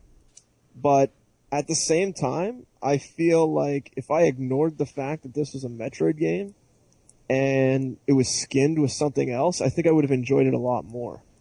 Because I feel like a lot of my expectations. I agree. I was loving that point by Huck City. What's that? I was loving that point you just made. Oh, yeah. I think that like a lot of my expectation for this game was based off the whole Metroid franchise and like what I expected of a Metroid game to be. And I mean, I had fun playing it, but there was like, the unskippable cutscenes, like just the kind of weak level design, like really kind of pissed me off over it. And I'm almost the opposite. I think I would have liked it less if I wasn't kind of like, this is a Metroid game, man. This is fucking Metroid. And I don't know if I even would have finished it if it wasn't a Metroid game. I can tell you right now, I would not have finished it if we didn't have to review it for this podcast. Oh, really? I would have given up halfway through. I liked it more than you guys then. Well, I would also give it a 3. I did like it, especially at the beginning. I kind of blame myself for, having big gaps of time between playing the game. Like, Metroid's a game that's best when, you sit down and you beat it in a day or two because you kind of, I remember there was this door over here that I needed that and stuff. Like, I lost that completely, right? Like, that's kind of how I played it. I played it probably over about a week, and I played probably about 2 hours a day. And I blame myself for that, right? Like, that's not the game's fault, but I do really give it a lot of respect for trying new things where they could have just made another Metroid Prime. They tried to do something new with it, and I liked a lot of it. Some things I really, really disliked, specifically concentration and health. And you know what? Even if that wasn't there, I think this would probably be a 3.5 for me. But yeah, I'm on the same boat there. Okay. Huge mistake. All right, so I guess we should get on and talk about other stuff we've been playing. And I'm guessing we've got a lot of stuff to talk about. Well, I kind of touched on a few on mine already, so. All right, well, do you want to continue? Yeah, sure. So, what was originally supposed to be the Metroid retrospective took a turn towards not happening when I got back into playing Red Dead Redemption, which, I don't know, when I first played it, it didn't hook me. Like, I don't know what it was. But when I got back into this game, I was addicted to it. Like, I had to get 100%. I played it every night. That's all I did. And I was just in love with this game. Specifically, how this game looks. It is, like, our Uncharted might be kind of technically a better looking game, but for how it creates, like, the scenery of the Wild West, and all, like, it is perfect. It looks so good. It's unbelievable. Yeah, and I was saying, I agree with that. Like, in the True Grit trailer, like, every scene in that movie that's coming out, there's a comparable location that looks just as good in Red Dead Redemption. Like, it's got all the Wild West staples covered. And that game just, like, the different, like, the main West area, and then you got your Mexico, and then you have, like, your northern kind of snowy wilderness and stuff. Like, it just runs the gamut. If anything, I thought the Mexico stuff dragged on a little bit, but the story's awesome. The ending is awesome. The side quests are fun. They don't feel like a chore. Even hunting, I just love doing. I never got sick of killing animals. It was amazing. And I love riding horses. More than more than driving cars. I like that. You didn't like the controls for riding. I still horses. have some issues with the controls, like the ultra pivots and ramp ups and ramp downs for running, and the horses. They're not suited for inside cities. That's just a fact of life. Game aside, right? If you take your horse into a city, you're going to have some problems. And maybe that's where some of my problems came from. Fair enough. And, I got to live with that. But the other, I love that I could play this game without having to be the bad guy.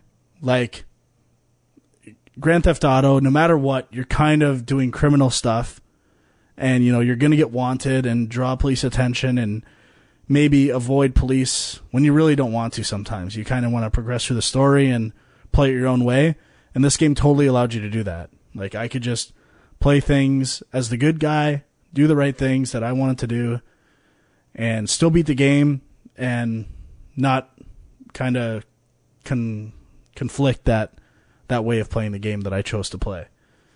And you're going to love the ending, Dwy. You got to get back into it. Does it involve politics? No. But you're going to love that shit. I promise you. Okay. And I don't know. People did call me out on this when I said I was annoyed with the controls and stuff before, and I humbly apologize. It is probably one of my favorite games of this generation. Yeah. Like, I can't wait. I haven't done DLC yet. Are you going to download I can't wait for the Undead Nightmare. Yeah. That game got 10 out of 10, eh? Or that download. Yeah, on IGN, and I don't know. I have my own personal issues with some of IGN's reviews lately. So, I'm not taking it right to the bank, but, you know, a 10's they got to be doing something right if it gets a 10. So, yeah. Well, you definitely need to finish that game. Yeah, man. If anything. I mean, Yeah. I actually traded in my copy already, but when I saw that Undead Nightmare pack, I'm not one to download packs, but I was like, maybe I'll go try to find a used copy and fire it up again.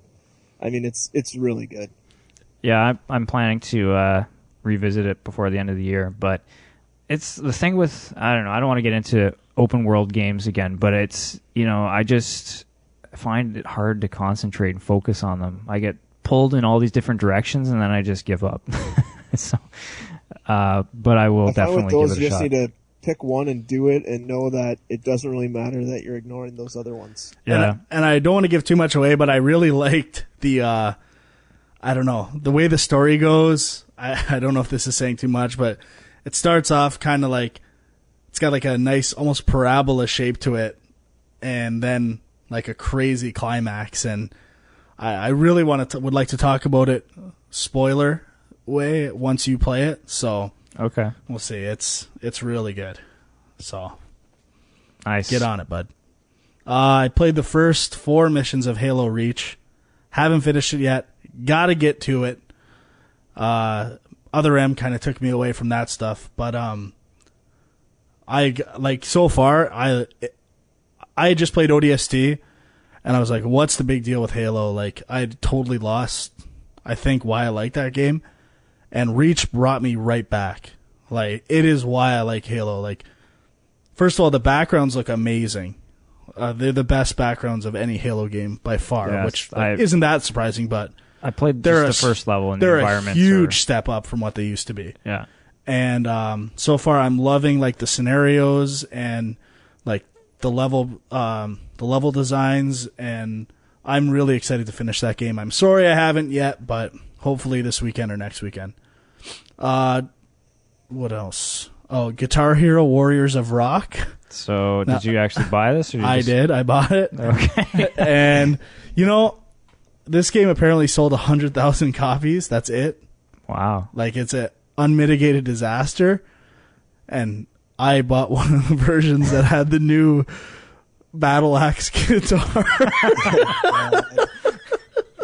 Jeez. Money well spent. Like, I don't even know what the fuck I was thinking, but to be honest, I still really liked it. And aside from some of the last set lists, like, I enjoyed myself thoroughly, and I've been playing when friends come over and stuff too. So for me, it was money well spent, but I can't say it would be for everybody. So, but wait, can I, like... You can. I just wanted to know, like, so Guitar Hero went the other direction, Rock Band. Sorry, yeah, it's so like... They're not going for, you know, real musicianship. They're trying to add, like, a fantasy kind of... And they really don't. All they did was take what used to be 6 different set lists, and they pretty much associate a character with that set list and a power for that set list.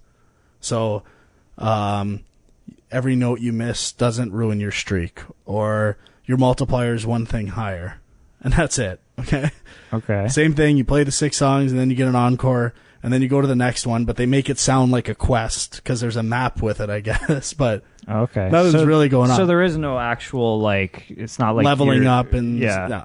And then at the end, once you beat the quest, you go through the whole quest again, but you have all your powers activated. So Nice. I'm like, I got 36 multiplier on star power. I'm getting my little fucking mohawk charge up, extra stars. Then I get my resurrection onks. Oh, man. That go back into my stars at the end if I keep them all to the end. And I'm doing right now what you call dominating the quest, which is getting 40 stars on every song. 40 stars. 40. That's right. You heard me right. And it's just playing the songs again. As long as you're kind of decent, you're going to get 40 stars. I still like, and you would like the 2112 thing, I think. Yeah? Like you play through the whole album. That's pretty cool. It's kind of cool. I enjoyed it. See, I guess I don't know. I hadn't really been paying much attention to what was going on with this franchise, but I thought that they were going in. Do you know that game? What's it called? Power Gig? No, it's like, is it Guitar of the Dead or something like that? Oh, yeah. It was whatever. Close enough, man. But where it's actually like Fingering of the Dead? That would be a good title. But where he was like, you basically are playing notes to like beat enemies and stuff. You're all right there? Sorry, I've been passing some gas through this podcast. No, it's not like that at all. It's just the old game, but they wrap the set lists around this kind of story that is a quest, narrated terribly by Gene Simmons. I don't know why you wouldn't get Paul Stanley, first of all. Why would you get Gene Simmons? If you ever need someone to talk or do anything, you go to Paul Stanley, not Gene Simmons. Rock of the Dead, is that what it's called? Yeah, I think you nailed it, Okay. bud. That's what Google is for. Yeah. Okay. All right, so it's not like Rock of the Dead at all. Gotcha. Okay. I flirted with Sonic 4. How was that? Played the first 3. I'm really liking it. There's a new mechanic, like a lock-on mechanic. It can be a bit finicky, but it's pretty good. I'm enjoying it. Now, in the same regard, did you guys see the remix version that these like just indie guys made of redoing the first 3 levels of the original Sonic? No. Oh my god, it is amazing. Really? Oh, dude, you gotta check it out. Obviously not now, but Like, is it Flash or what is it? no, I don't know what they did. I can't remember honestly. But Just a video? yeah, like they have like in the first zone you see in the background like what ends up being the final boss like terrorizing a city in the background or like coming into play. There's like all this weather. The second level there's like a rainstorm with lightning and all this stuff. Like it is awesome. After seeing that, I'm like, how lazy Sega was, because this looks so good. So I wonder if Sega will like buy these guys out and get them to. that blew my socks off. Wow. So check it out there, all you listeners.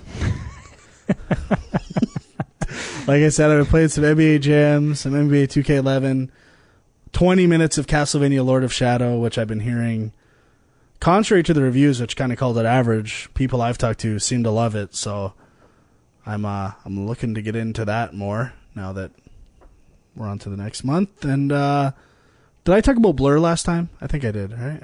I don't think so. No, okay. I played Blur, which was like a real life kart racer, like if kart racers with real cars, and I was actually enjoying it quite a bit. That sounds cool. I'm starting to find the usual racing game point where unless you're really good at the fundamentals of racing, like you can't keep up with these cars, and I hit a wall in all racing games usually, and I think I'm starting to hit that wall in this game. But okay. the wall's probably pushed a bit further out because there's weapons and stuff and other ways to play other than just being good at racing, but there's a wall nonetheless. And that's it for me. All right, Huck City, what do you got this month? Not too much actually. I've been a little limited, but other than Other M, I've been firing up Valkyria Chronicles 2 on the PSP. I don't know, not many people played Valkyria Chronicles 1, but I thought it's one of the best still games on the PS3. Still awaiting a trophy patch. Yeah, well, keep waiting. I will. But 2 is pretty good. It's basically the same game. So, I mean, the mechanics are great. The first one were great. I don't know if you guys know anything about it, but in the first game they had basically 5 class types and that was it. In this game, they've kind of branched it out where there's 4 main ones and then there's sort of like, almost like upgrade trees for each type. And you sort of like adjust your guys dependingly. I don't know if I really like it. I kind of like the old version, but this one I find is really long. I think I'm about 14 or 15 hours in already, and I'm only halfway through the game. And it's kind of a drag that it's so long, especially since because it's on the PSP, it's pretty limited as far as like level design. So there's really probably about 10, maybe less levels that they just kind of recycle and put in different orders. And I mean, there might be more in the second half of the game, but right now there's not. And it's basically kind of becoming all of the same, like just repetitive, the same stuff. And the storyline is horrible. It's basically like some Japanese, kind of like what I think Persona might be like, where it's like these quirky high school kids just kind of joking around all the time. I basically skip every cutscene. And the voice acting is ultra annoying. They have like stupid little voice clips every time someone's head appears to say something, and let me tell you, they're annoying. Really annoying. So I just skipped them. But, I mean, the gameplay's great. I don't know if I'll ever get through the whole thing, but I've enjoyed the 15 hours I played. The other thing I've been playing is Costume Quest, actually. I got that, and I'm about halfway through it, and I'm loving it. I know a lot of the reviews out there haven't been too hot, but I've seen some positive ones. But yeah, it's kind of mixed. There's like kind of, some say it's okay, but short and repetitive. Others are saying it's good. Right, so this is on PSN? Yeah, I got it on PSN, yeah. I think it's on 360 as well. Right. Yeah, so, but I guess from what I've read, it seems like a lot of the complaints are just that it's maybe a little too kiddie or a little too repetitive. Yeah, I think that's what I've seen too. I mean, I can see the repetitive thing, but at the same time, I mean, it's a small arcade game. I think the humor in the game is amazing. Yeah. Like, the writing is so good. Yeah, it's kind of kiddie, but the jokes, I mean, my wife like watches me play and plays as well, and she doesn't really play games, and she loves it. She thinks it's great. So, I mean, the writing is just so funny. I don't know. Even what really hooked me was the demo. The way they integrated buying the full game into the demo was perfect. They sort of gave you the first level, but they only let you do so much, and then everything else that you could only do in the full game, they sort of like made a joke at your expense, saying like, oh, this is the best thing since sliced bread, but you can only get it if you buy the full version of Costume Quest. And they kind of like tie it right into the game dialogue. That's pretty cool. I think like everything they've done is really good. The battle system is good. It's engaging. It's not just like mash X until the battle's done. You actually you're kind of involved in the battles. Yeah, I heard it was more like a Mario and Luigi kind of RPG thing. Yeah, it's like Super Mario RPG. Right. For the Super Nintendo in that regard, where you're kind of like trying to get the bonus points, like the critical hit kind of thing. Yeah. Through button press. Yeah, I'm a big fan of that. I like that. I like being engaged like that. So, I don't know. Overall, I'm really liking it so far. It might be short, but like the jokes keep it going, and I think the writing's really good in it. Yeah, I think I'm going to check this out. I mean, I've been meaning to. It's just so much other stuff right now. But, I mean, it's kind of like Brutal Legend or Psychonauts, where it's like, I don't know that the games themselves are, the actual gameplay is amazing, but I think the writing makes it worth sticking through those games. Although I haven't actually finished either of them, but just that's what drew me to those games for sure. And I kind of like the fact that it might be short. Yeah, I definitely do. Actually, like, I really am not regretting it. I know I've seen a lot of articles where they're like, "Oh, wait for it to go on sale for like $10 or whatever." But for $15, I mean, I've been enjoying it. I can't complain at all. I mean, I don't know how many times. My only complaint so far is there's no real save system. You have to wait for an autosave. Oh, okay. So if you just kind of want to pick up and play and don't get to an autosave, you kind of get screwed. Oh, so that sucks. That's my only big complaint so far. I guess, I really like the idea behind this game, too. Like, I guess for people who don't know, it's basically kids kind of on Halloween out trick-or-treating, and they have costumes, but when they fight monsters, like in an RPG thing, they actually sort of turn into what their costume is. Is that right? Yeah, it's almost like Power Rangers or something, where they're in their normal costume, and then they transform into the kind of big version of that costume, and then they fight like that. And I mean, it works really well, and the backgrounds are really good, the art style is really good, and the good thing is you can skip the stupid repetitive cutscenes if you want. So I mean, it's not like it gets frustrating in that regard. I mean, there's a constant animation. Like one of the main mechanics is you go door to door and trick or treat, and you get candy or you get into a fight. Well, I mean, you can skip the whole knocking on door sequence and then the getting candy sequence and the sort of like intro to the fight sequence. So it's not like that kind of takes away from your experience. Like, you've already seen that cutscene. You don't need to watch it again, and they recognize that. It's not like in, Metroid where they make you watch everything. Right. So I think by allowing you to skip all that stuff, it helps cut down on the annoying repetitiveness. Like, yeah, it's there. We know it's there. We don't need to watch it again, kind of thing. And they recognize that, which I think helps. Cool. Yeah, I like it. I'd say pick it up. That's a recommendation for sure. Especially if you like RPGs, I'd say it's definitely a must get. The only other thing I've been playing, actually, yesterday I threw in Ghostbusters the video game.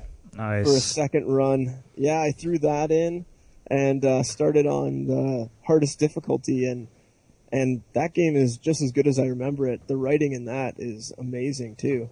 Yeah. Really enjoying that my second time through. And that's really it for me, just a whole bunch of NHL other than that.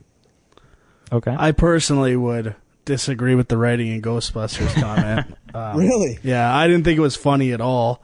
I think the one-liners are amazing. And I thought it was just like another example of, video games being held to this, like, 2 level below standard to what a movie would be. As long as it's somewhat clever and relatively competent, it's really funny. Whereas if a Ghostbusters movie had the dialogue from the Ghostbusters video game, people would say it's horrible. And I know it's personal opinion. Is it the dialogue or is it the voice acting? The dialogue. Like the corny, I can't remember some of the terrible jokes from the first act of that game, but for me, they didn't work. I'm not saying it's like... See, that's funny because I'm like, I know they're corny, but at the same time, I feel like that's what Ghostbusters is all about. It's about like corny humor like that. Like, I mean, it's not meant to be taken serious. It's a comedy, right? So I don't know. When I think of my favorite jokes from Ghostbusters, they're not corny. They are funny jokes. I'm not joking. You wouldn't joke about that. But again, it's personal preference. Agreed, I'm not saying Huck City's wrong. It's just the jokes didn't play the same for me. I still think that they did capture, enough of those characters that it was a lot of fun to be able to kind of revisit those characters, aside from the fact that there is I guess there may be a third movie coming out, but that's kind of your only other option right now. So, okay, so I played a few things. The first thing I want to talk about is actually something I meant to talk about last week, and still haven't played all the way through it, but I don't know. I guess with the DVD coming out, this kind of makes sense. Scott Pilgrim versus the World. Gotta mention this because I think it's one of my favorite games of the year so far. And I know a lot of people have played this game and said that the novelty wears off, it gets repetitive. And maybe it will, like, if I sit down and play all the way through. But this was exactly what I wanted out of this game. I mean, the big thing for me, I was a huge fan of River City Ransom on the NES. Game of the year, though, honestly? One of my favorite games of the year, yes. Wow. He's dead serious. Yeah, apparently. But so what they did is they managed to almost exactly capture what River City Ransom did, which was kind of elevated this sort of button masher, beat 'em up game to something a little more than that.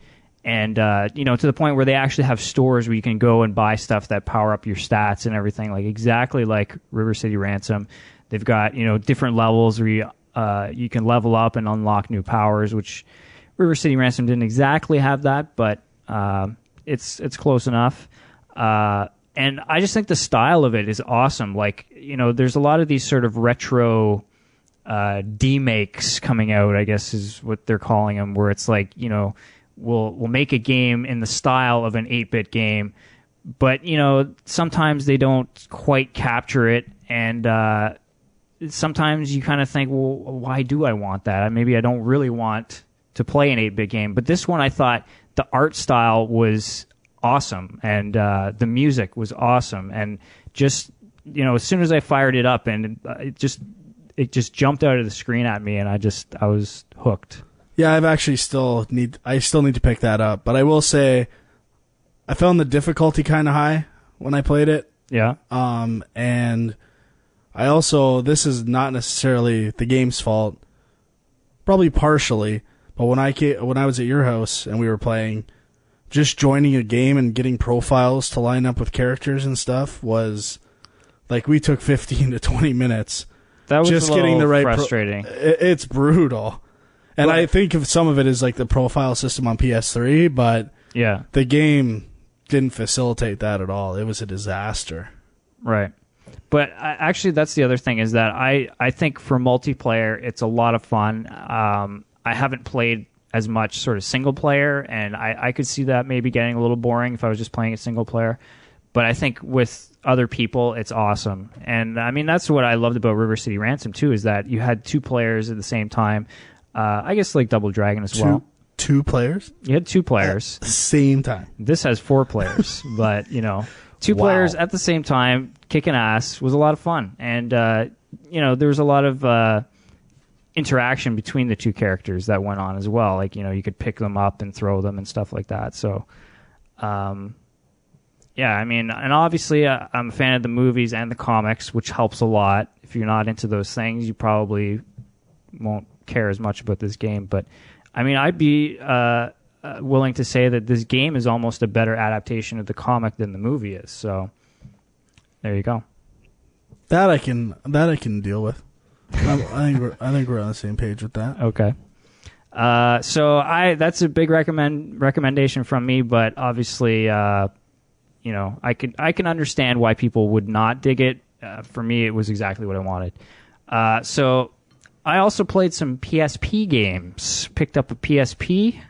What kind of PSP? Well, actually, as it turns out, I got a good deal on a nice little purple Hannah Montana PSP. So pretty sweet. Gotta say, pretty sweet. Nice.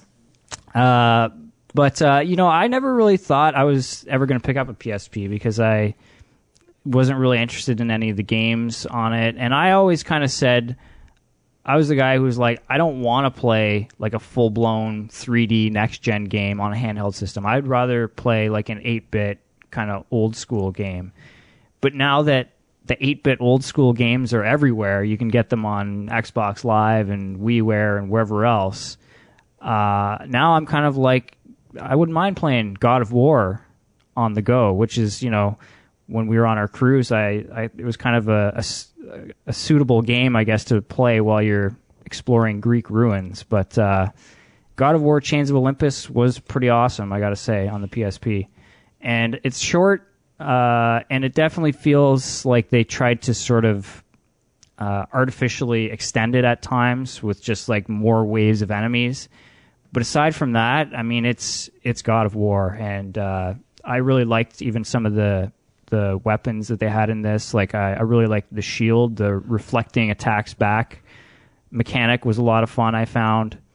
I was a little concerned at like how the controls would work on the PSP, like especially not having the analog for the dodge, but it wasn't a problem. The only thing is there's a few of those what would you call it, like the cutscenes where you have to press the button sequences, QuickTime events, and where they use the thumb button or whatever it is. Yeah, I agree. I had some issues with that. That was really frustrating at times. Why do they call those things QuickTime events? I don't know. I don't get. Is that like true? Is that actually what they're called, or? Yeah, I think it comes from that Shenmue game. That was the first one to have Oh yeah. QuickTime events that I know of. So anyway, I'm pretty stoked for Ghost of Sparta, which comes out Tuesday, I believe. Tuesday, yeah. So it should be hopefully taking the tech and stuff that they did for this, but sort of fleshing it out into a bit of a bigger game and a little bit more interesting. So I'm sure it will be awesome. That's funny because I played Change of Olympus when it first came out. Yeah. And I liked it. I liked it a lot. And then played God of War 3 recently, and I'm not in the least interested in Ghost of Sparta. Yeah. I think I'm kind of soured on God of War for a while. I think it's it's one of those games where I think I need a break. That is an issue because I still haven't played God of War 3 yet this year, and if I have a choice between the two, I'm going to play God of War 3 first. Like I'm not necessarily rushing out to buy Ghost of Sparta, but again, if you're going somewhere, if you're on the go and you can play God of War, that's pretty sweet. You get sick of hearing Ares. Yeah, I agree though. I think God of War, like especially because I tried to go back and play through 1 and 2, and I got partway through 2, and I kind of got tired of it and had to take a break from it for a while. So it can be a bit much. But I did play a little bit of Loco Roco on the PSP. That was one of those sort of. There weren't a ton of games for the PSP that I had even heard anything good about until this came out, and God of War and a couple other things. I guess the Metal Gear Solid games. But the one thing about Loco Roco I was surprised about, I had played Rolando for the iPhone, and I couldn't believe how much they kind of ripped off the art design and everything from Loco Roco. But it's funny because having played that, you control your guy on the iPhone by gyroscopically. Yes, by tilting the iPhone. And as soon as I started playing Loco Roco, I was trying to tilt it, and it doesn't work. So. I even remember when I played Loco Roco, you had to hit like left and right, and I found myself tilting it. Yeah, you still try and tilt, but can't tilt. But it's a pretty interesting game. Clearly influenced a little bit by Katamari, I'd say. But definitely cute and interesting. Super cute. So, I guess one other thing I'll mention, picked up Super Scribblenauts. And I liked the first one, but it was one of those games where it's like you saw the potential, but you were constantly fighting with sort of the interface and stuff to do what you wanted it to do. And I just kind of gave up after a while. So then when I heard that reviews of this, people were saying, they fixed everything from the first one. This is what the first one should have been. I got excited, and I have to agree with that. I've been pretty hooked on going through all the puzzles in this. I haven't been frustrated at all. You have D-pad control now, so you don't accidentally click on something and have your guy run over and get hit by an enemy by accident or any of that crap. But the weird thing I find is, some of the puzzles, like, I guess they separate them like they did in the first one, where there's sort of action-based puzzles and then just puzzles where you don't really have to do anything except sort of spawn the right objects to do the right things. And it's like, it's weird because in a way, you don't even, like, they have this whole setup where you actually have a guy on the screen and you can move him around and all this stuff, and you don't even need any of that. All you have to do is be able to type in a word that they're looking for, and it's like, I've solved the puzzle, move on. So it's kind of weird, like, a lot of the puzzles revolve around the use of adjectives now because they added that in. So it might be like, you've got a dinosaur in one room and something else in another room, and it's like you have to create an object that shares similarities from both of them. And it's like, okay, I'll type in the word, done, next puzzle. Like some of that stuff, and it's still early on, but it's fun. It's weird though, because I always find that I think I'm trying to be more creative than I should be with this game. Like there's one level where there's a lineup at a store, I guess, okay? You got a lineup of people. Are you going to give us the puzzle situation right now? Or? I'll tell you the puzzle situation. Okay. You tell me what you might do to solve it, okay? Oh, this could be good. Okay. So you're in a lineup at a store, and you got to get to the front of the line without pissing off any of the people who are already in line, right? So if you try to walk, they start getting mad, and then you lose. So I'm thinking, okay, what can I do? Like, I can turn invisible, maybe. So I try to make an invisibility potion and walk past them. But no, they still notice me. They still get mad. Really? Yeah, so then I'm thinking, oh, maybe I can make a transporter and transport to the other side. And, like, I did that, and I transported to some weird other dimension. You got to fart, man. That's a good idea. You got to clear out the line. But I don't know. That might be considered profanity in a Nintendo game. Farting? Yeah. So then I'm thinking maybe I have to dig under the ground. And I'm like trying to like build some digging machine and all this stuff. And in the end, the puzzle is just you look at each person in line, and it's like one is a fireman, so you give him a hose and he walks away. And one is an artist, so you give him a paintbrush and he walks away. And I'm like, really? That's what this was? So I don't know. It definitely at times feels like a kind of a kid's game. Could you summon a stinky potion? Like, I hadn't thought of summoned a skunk. You're very set on the stinky related solutions. That to me is the way to get rid of a line. That's true. I think I did try and without budding. There was some. Oh, I tried to create like a fire, I think, so that people would get scared and run away. What if you pissed your pants or shit your pants? It's a good idea. I didn't think of it at the time, but would that but you said you can't make people mad. Yeah. So like, well, you can't cut. You're not shitting on them. You're shitting on yourself. So anyway, I mean, that's kind of the beauty of this game is that like. It feels like there's so many options out there, and sometimes there are. Sometimes you come up with something creative and it works, but then a lot of times it doesn't work, and that kind of sucks. So I think that's just... Can you get creepy and like hit on the person in line in front of you? No, it's too... I thought this game let me do whatever my imagination thought of. Within PG realm of imagination. You can't even... Can't hit on what's people. Hitting on someone, talking to them, and saying stupid shit. I don't know. You might be able to give them a Valentine. We'll say that. That works. That's creepy as fuck. So anyway, if you at all like the first Scribblenauts, this one is way better. Don't you think we've found a potential market here, though? What? Like an R-rated Scribblenauts? Yeah, that would be amazing. Like you can do all that shit, but you wouldn't be able to do it on the DS, so you'd have to probably do it on the iPhone or something. Dude, edit that part out. We're gonna do it. Yeah, we don't want that getting out. Beautiful. Well, speaking of iPhone, maybe we should talk a little bit about Cut the Rope. I mean, I feel like it doesn't really need that much help, but it's a pretty amazing game for 99 cents. Like, it's so simple, but so addictive. Like, I'm just in the fabric box. Yeah. And they're always like these new little wrinkles and stuff, and it is awesome. I do think they could, like, I'm hoping they have more puzzles where it's kind of like skill based. Yeah. Right? Where it's like, how fast can you cut it and do stuff? Like, there's not a lot like that. It's more like puzzles right now. I think not skill it puzzles. does get to that, because I think Alicia has made it a lot farther than I have, and she's kind of at that point. But I got to say, actually, there's another iPhone game that's been stealing my time from Cut the Rope, which I want to mention, Trainyard. Yeah, this is up there in the rankings of... Yeah, and I kind of, when I heard about it, I wasn't that interested. Like, it's basically you have to draw tracks so that you can basically have, like, 2 stations, and you connect them, and you have a train go from one color to the proper color or whatever. But then there's all these other elements to it where it's like you have to time it so that certain trains intersect at the right time and they mix colors and stuff.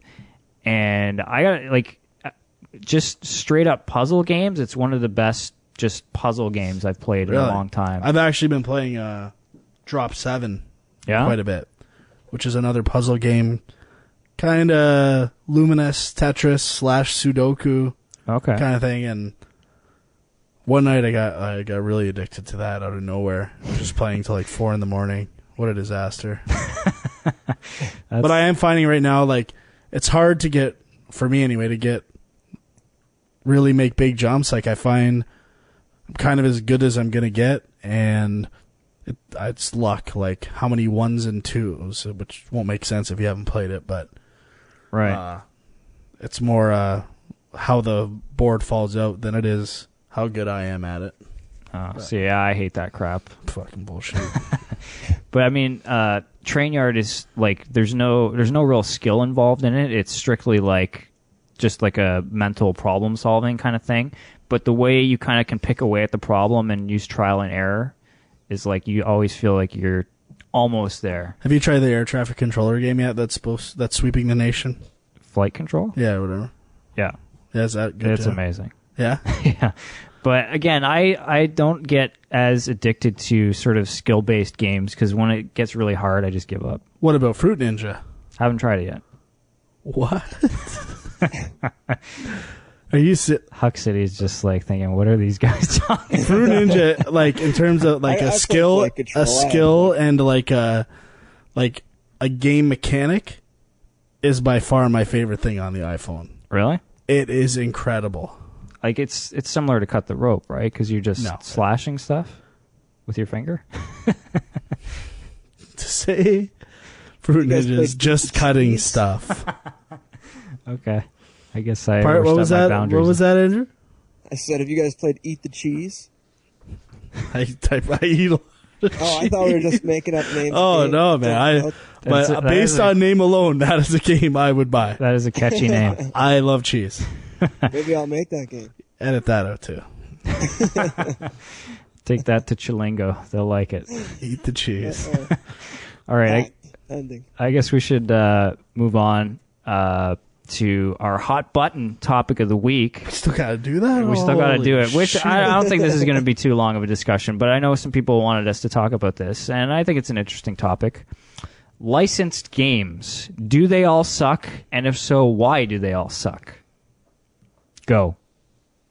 Well, we talked a bit about this before the show, and I thought we were 90% of them all... No, we said we were going to stick with this, because 90% of them do suck, and I think we all know the reason why they suck. It's that they're trying to ship on some date that is right next to a movie, and they don't have time or, freedom to do things. It's a get it out the door type thing.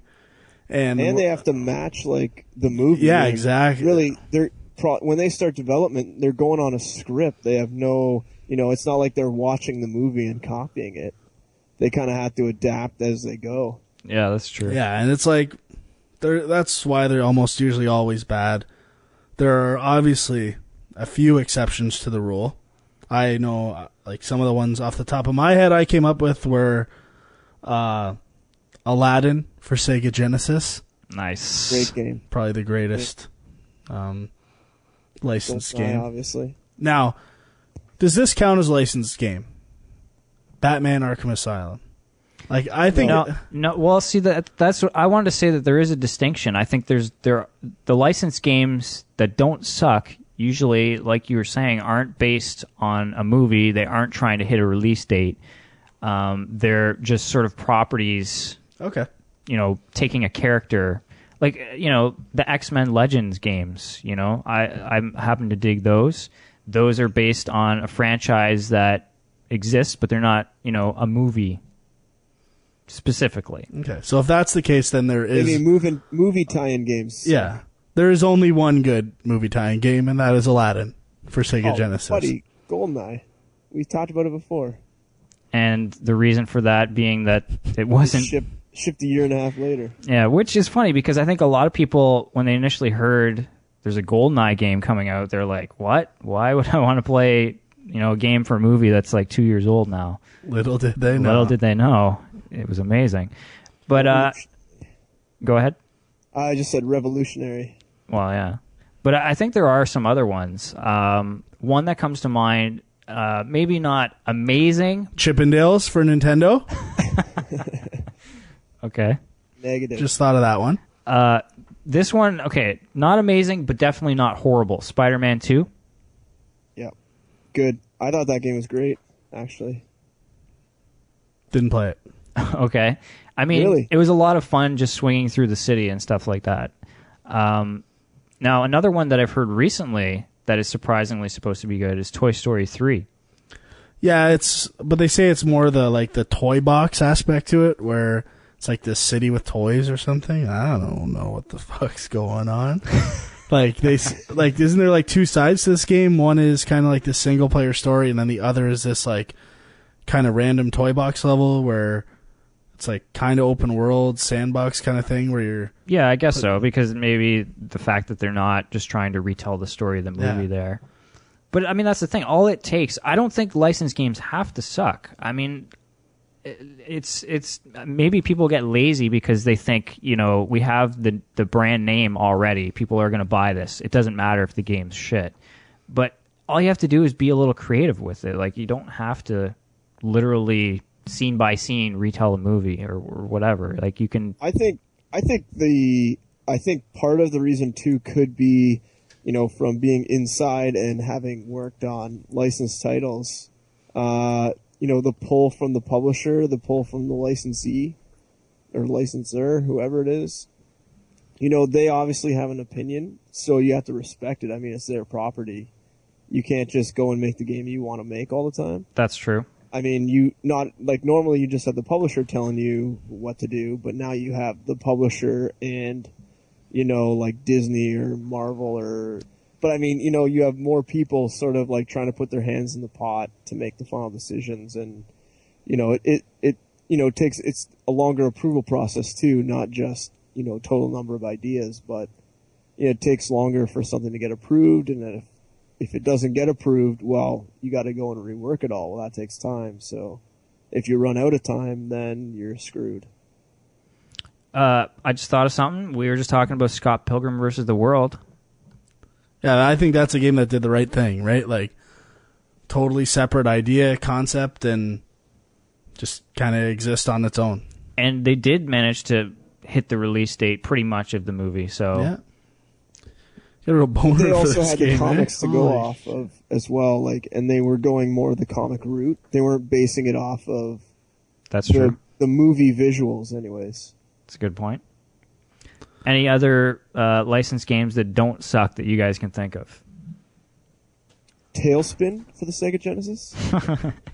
You guys love that Genesis. Yeah, that was a great game.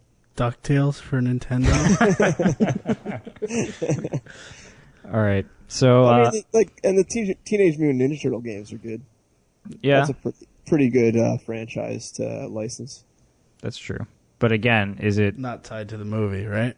Yeah, like there was a game for when the new animated movie came out, and I think that one sucked. So there you go. Movie equals good. I mean, movie equals bad.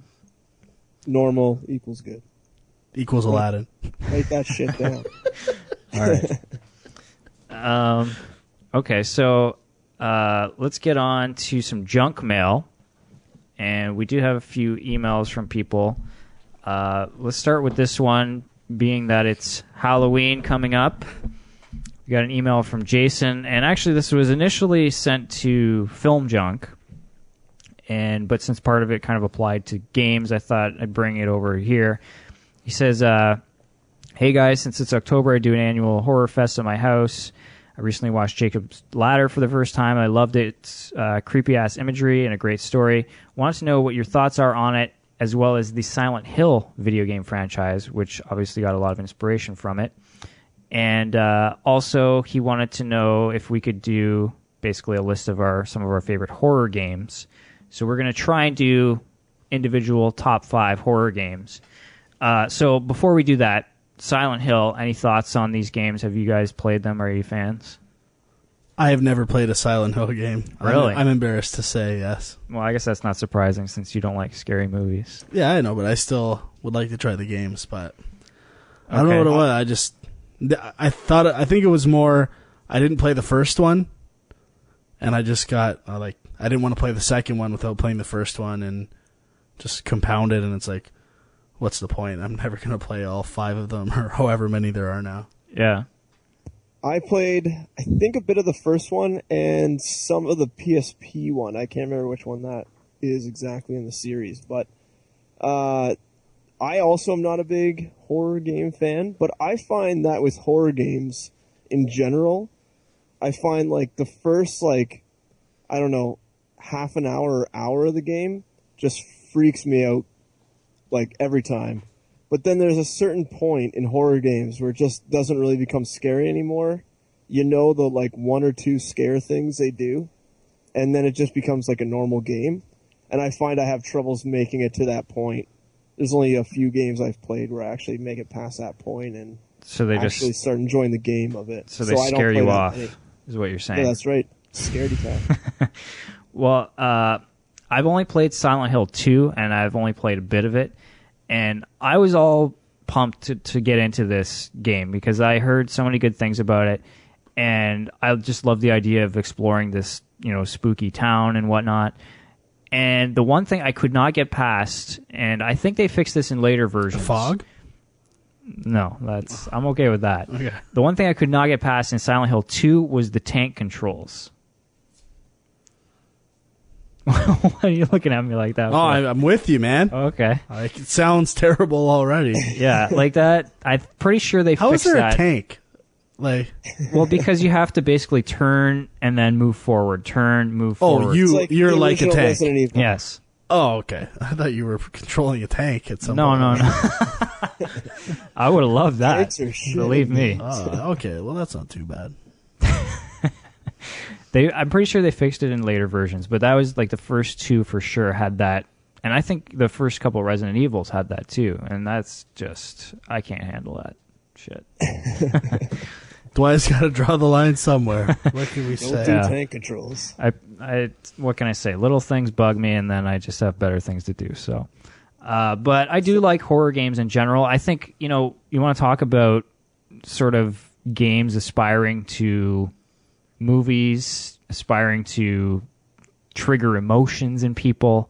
I think fear is the one thing they have actually kind of managed to do so far, and maybe it's the easiest thing to do, but I think there's been some games that are pretty genuinely scary. All right, so let's do our top 5 horror games. All right. I'm going to go last this time. Okay. I'll go first, and I'll throw out one that's maybe a little bit outside the realm of horror, but hear me out. Metroid 2. Something we never really talked about too much in our review of Metroid Other M. Metroid is kind of... I think it was originally designed as sort of homage to Alien, right? Totally. And I mean, one of the bosses called Ridley. I don't know if that's supposed to be Ripley or Ridley Scott, but it definitely seems like a reference. But Metroid 2 for me was the one I played Isn't Sigourney Weaver's character named Ridley as well? No, Ripley. Ripley. Oh, right. Okay. So yeah, reference to one or the other or both, but Metroid 2 is the one I played that it's on Game Boy, right? So the screen is pretty small, and they have a lot of these scare moments, especially when you first see the Metroids. Like, they're kind of scattered throughout the game in Metroid 2, and you'll be kind of walking and you can't see very far ahead, and all of a sudden, boom, like there's a Metroid there, and it plays this like creepy sound and it starts coming at you. And so that there was always a lot of tension I found when I was playing that game. So Metroid 2, my number 5. There you go. Ooh, okay. I'm gonna go kind of off the board where you might not think either. I'm gonna say Wolfenstein, the original. I found like that game was super creepy, although it was more first-person shooter. But I found that to be, full of horror, especially when those dogs start coming at you and stuff. I can dig it. Yeah, cool. I find it interesting that on our fifth pick, we all went really off the board. And I went really off the board to the point of being on the board. Okay. It was top 5 horror games to me. And when you're talking about horror games, there's no bigger horror game than Nightmare. And my number 64. No, for the VHS video recorder. The board game. So, and particularly, probably not the scariest entry in the series, but my personal favorite Classic board game. was Nightmare 2, featuring Baron Samedi and the Dirt Bag. And it was awesome. I would be up for a game of Nightmare 2 right now. I'd love to play it. We actually played Nightmare last Halloween or the Halloween before, and it was a lot of fun. Oh, yeah, man. And whatever happened to that shit? There was, like, the first 4. Yeah, your Nightmare. Third one was Elizabeth Bathory, right? The vampire bitch. I don't think I ever played that one. No?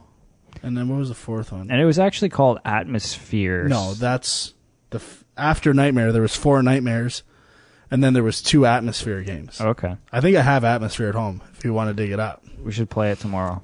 I think it's a good idea.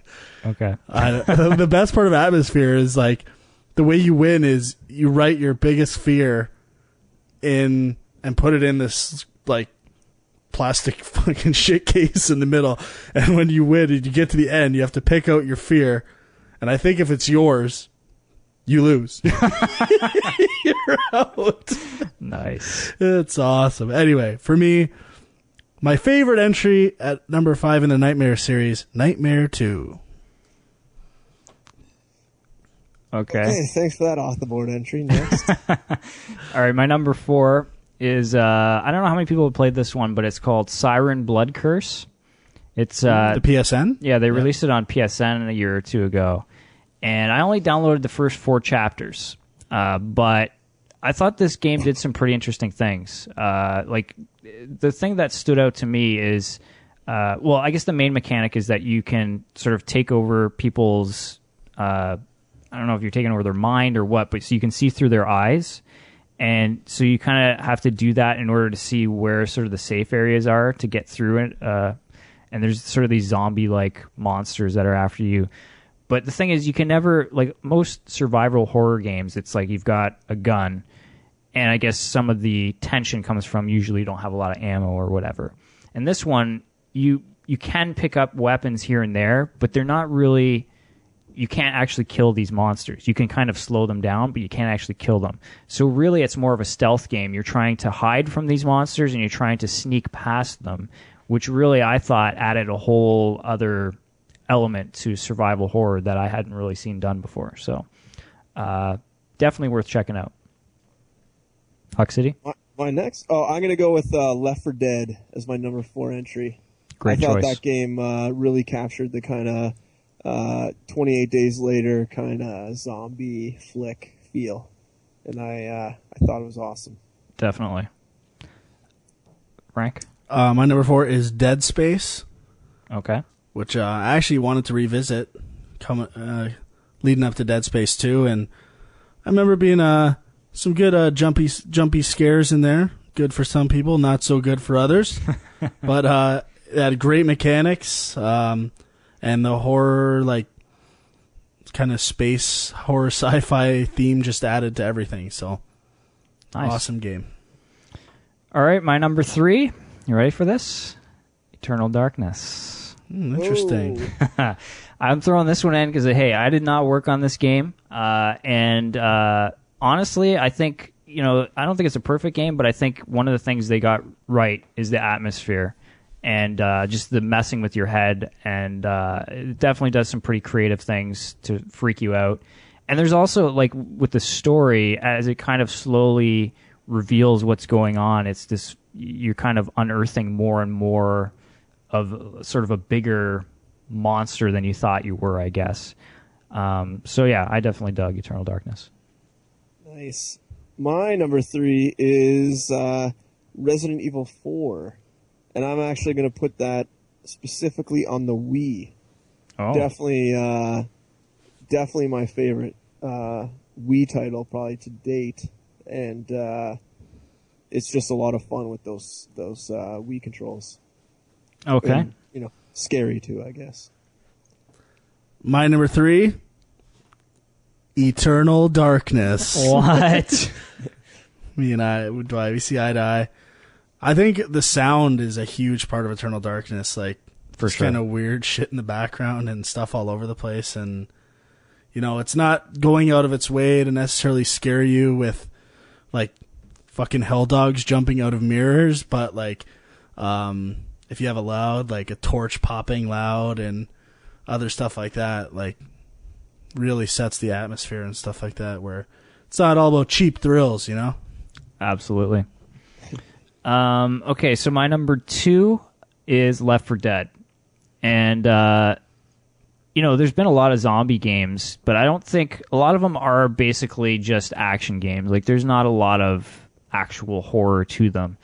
And, I mean, Left 4 Dead is built definitely as an action game as well, but there's something about the way it makes you work together with other people and the way, like, things jump out of nowhere and, like, grab someone. Like, you're constantly on edge in this game, and there's just so many, you know, you can play this game with people and something memorable is going to happen every time, you know, like, you're going to make it to the end and somebody's going to sacrifice themselves to save the group, or somebody's going to do something stupid and get themselves killed, or and like, just the look of the zombies, like you mentioned the 28 Days Later thing, Andrew, like when you see the horde coming around the corner, the animation of those zombies is just awesome. And they have that music just slowly kind of crescendos, and it's awesome. Yeah, they nailed it. Was that your number 2? Yeah. Yep. My number 2 is actually Frank's number 4, Dead Space. This was the first horror game I'd played in a long time, actually, back when I first got my PS3. And like Frank said, I think they nailed the whole, like, horror tension thing. I thought they did a lot of stuff, kind of like what, if anyone's played Fear, kind of like what Fear does with, like, shadows kind of off to the side, just sort of giving you that extra tension. And I think they just nailed it perfectly. Nice. Yeah, I haven't played that. I really should check it out. Yeah, it's good. My number 2 is Doom. The original Doom. Original Doom. Cool. And it's not really the scariest game, but, like, it's intense. And when you're getting hit and you turn around and there's, like, some huge satanic beast behind you, you're like, oh, shit. But I played through it again on Xbox Live Arcade, and I still enjoyed it quite a bit. So cool. It's a classic, undeniably. Yeah. All right, number 1, pretty obvious one for me. Yep. Resident Evil 4. Now, I have to admit, though, if I'm talking about games that actually creeped me out, I don't think I would rate Resident Evil 4 at the top. Yeah, and same goes for my list. Like, these are probably the most fun horror-ish games I've played, right? It's not like these are the scariest games I've played. Yeah. But I think in general, the Resident Evil franchise, above all, you know, it pretty much created the survival horror genre.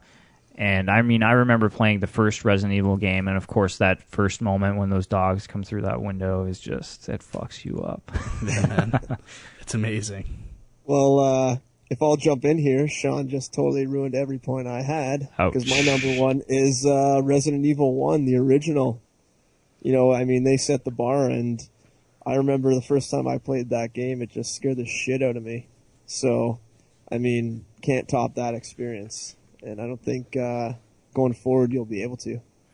Have either of you guys played 2 or 3? Oh, yeah, for sure. I haven't. I didn't play 3. I played a bit of 2, but couldn't really get into it like the other ones. The only one I haven't played, I think, is Code Veronica, which is supposed to be really good. Interesting. Yeah. My number 1, Resident Evil 4. Ouch. Big surprise. Resident Evil 4. And it's an amazing game. We've already talked about it a lot, so I don't know if it's worth keeping on. All right, I got a couple honorable mentions here. These are games that I probably didn't play very much, but thought I would bring them up. Number 1, Friday the 13th for the NES. Nice.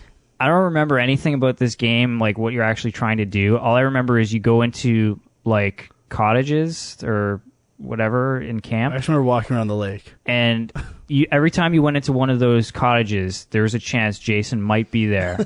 And it scared the hell out of me because you never knew. He might be there, and it freaked me out. Good old random chance. Yeah. Oh, nice. So there's that. I wanted to mention The Thing. Actually, this is another licensed game that's actually quite good. For PS2 or I think it was Xbox as well. But yeah, based on John Carpenter's movie The Thing, and it's really good. And I wanted to mention the Commodore 64 game Impossible Mission. Oh, wow. Only for one reason. Let's see here. It's just going to scare me. Atmosphere. Another visitor. Stay a while. Stay forever. Yes, that scared me. Good. That scared me for sure when I was a kid. And I think what else with that game is just like I think in that game, the lack of music. And Yeah. how the footstep sounds like echoed Yeah, through definitely. the halls, I think really added a lot to that whole sort of like, you're alone in this place, you have no idea what to do. Yeah. Tension. And it's weird because I don't even think it was really designed to be a horror game, but it definitely had some creepy stuff in it. Yeah. All right, so we got a couple more emails.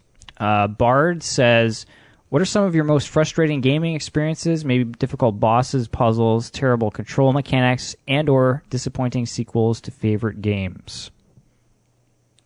I didn't know about that wrinkle, but I'd written a few things down. First of all, Call of Duty on Veteran, any in the series, particularly Modern Warfare, in the last like nuclear silos, is the most frustrating thing in the world. And I don't know why I don't know why I keep playing it. I don't get it, but I still do, and it's like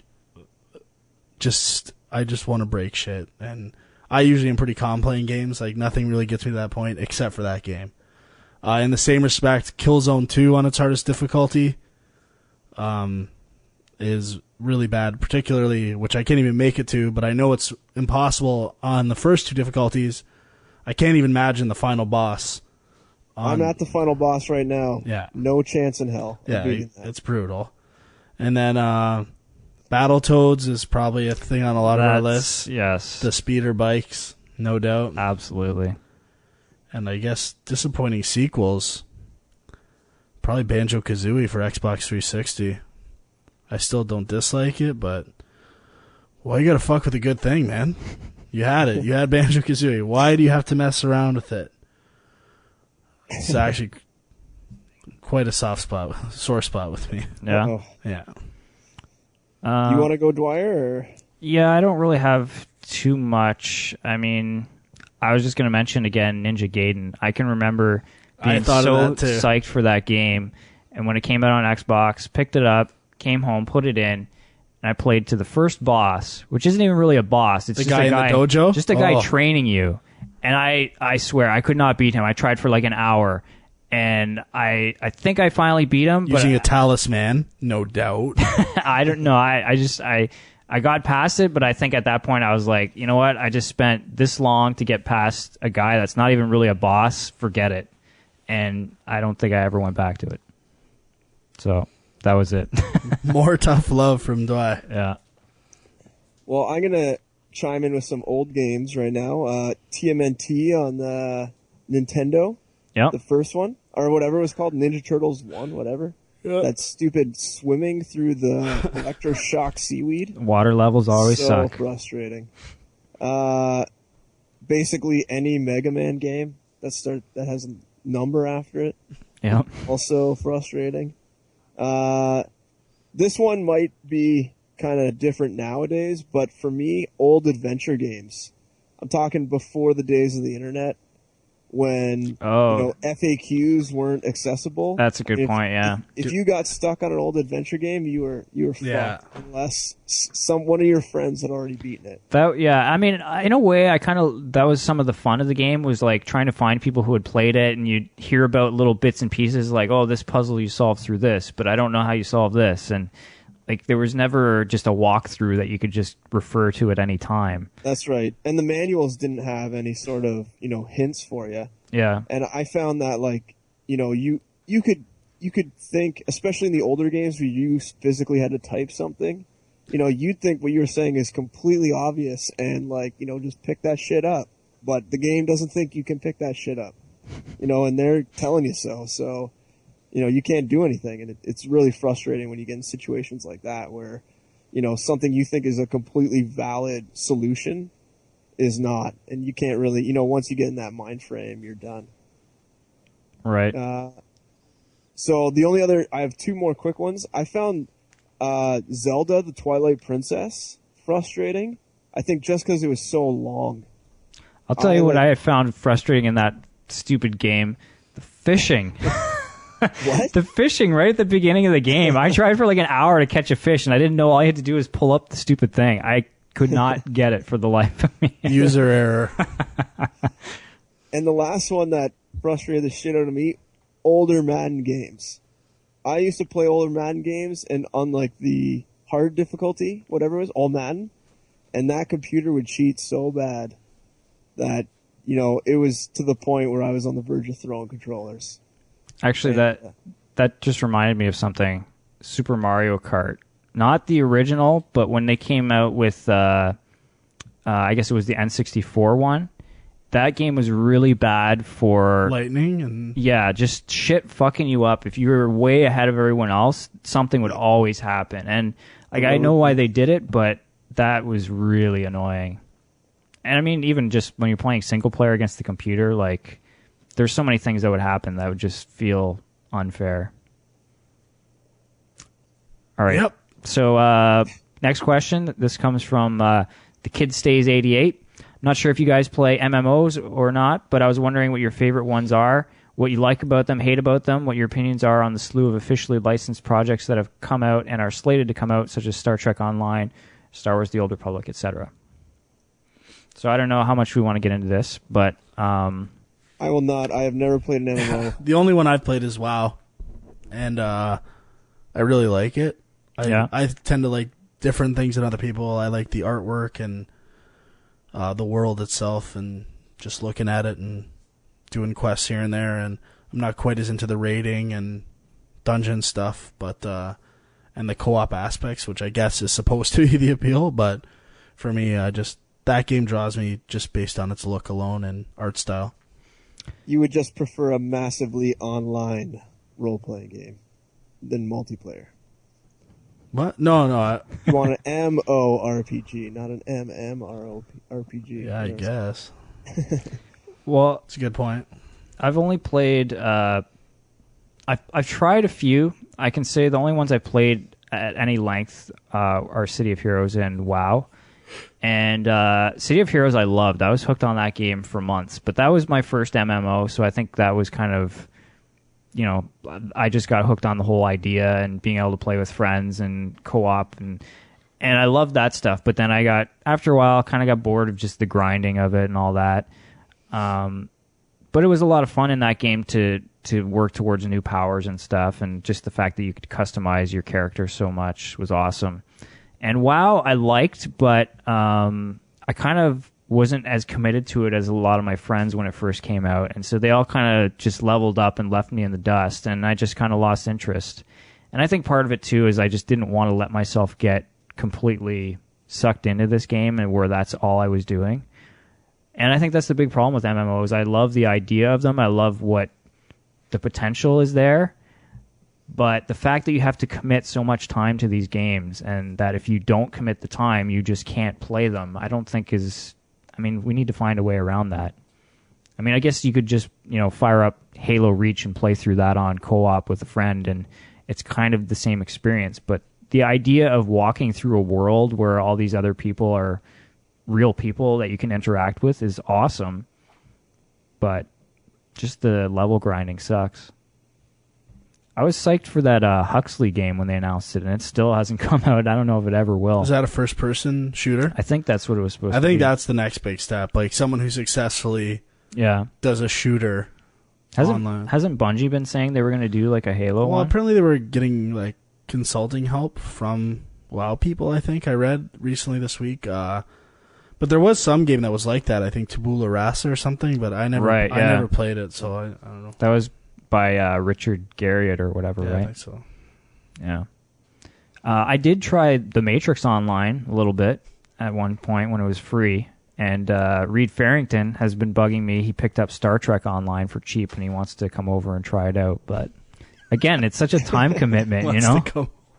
Well, because he doesn't have an internet connection or probably a computer that can run it. Okay, a couple more quick questions. Don't do it. He'll never leave your house. Yeah, I know. Josie Wales says, are there any games you thought would be terrible and would never play, then ended up really liking? I recently finished Assassin's Creed 2 and even went as far as getting the Platinum Trophy, but when it first came out, I avoided it, despite the good reviews, because the first one was so awful.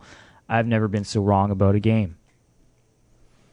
Yeah, I got a few here. Yeah? Yeah. I, too, have a few. One for me is Donkey Konga for GameCube, which used the bongo controllers, and I think I bought it used with I bought Donkey Kong Jungle Beat, which was the platformer that used the bongos, and really liked that. And then I think I got the Donkey Konga game used at some point, and I put it in, and I was playing some of the songs, and it was like, row, row, row your boat, and shit. And then you get to the song from Carmen, the opera, ba-dum, bum, bum, ba-dum, bum, bum, you know? Yeah. And when you do the ba-dum, bum, bum on the bongos, it is the greatest moment ever. Like, it had me hooked right there. We did that song about 20 times in a row. And then sometimes we'll pull it out again. And we play that song 5 times and then we turn it off.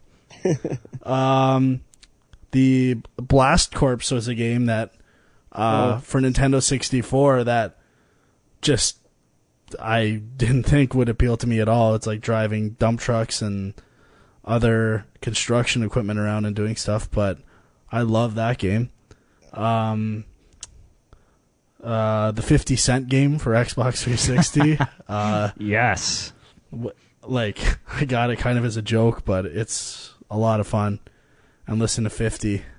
Toss out F-bombs. Never gets old. One of my favorite games, I guess if you think about these things, like, if you were told the premise of the game, do you think you'd like it, kind of thing. Right. But Viva Pinata, if someone told me, you have like this garden where you attract animal pinatas and feed them candy. It is a hard sell. And feed them candy and watch them bang. You know what? It actually sounds pretty good. You can have some romance dance. Yeah, exactly. And it is I love everything about that game. Everything. And I guess Bully too, in a sense, if I'd heard. I got that on my list too. The premise for Bully. I love Bully, so I wouldn't say I.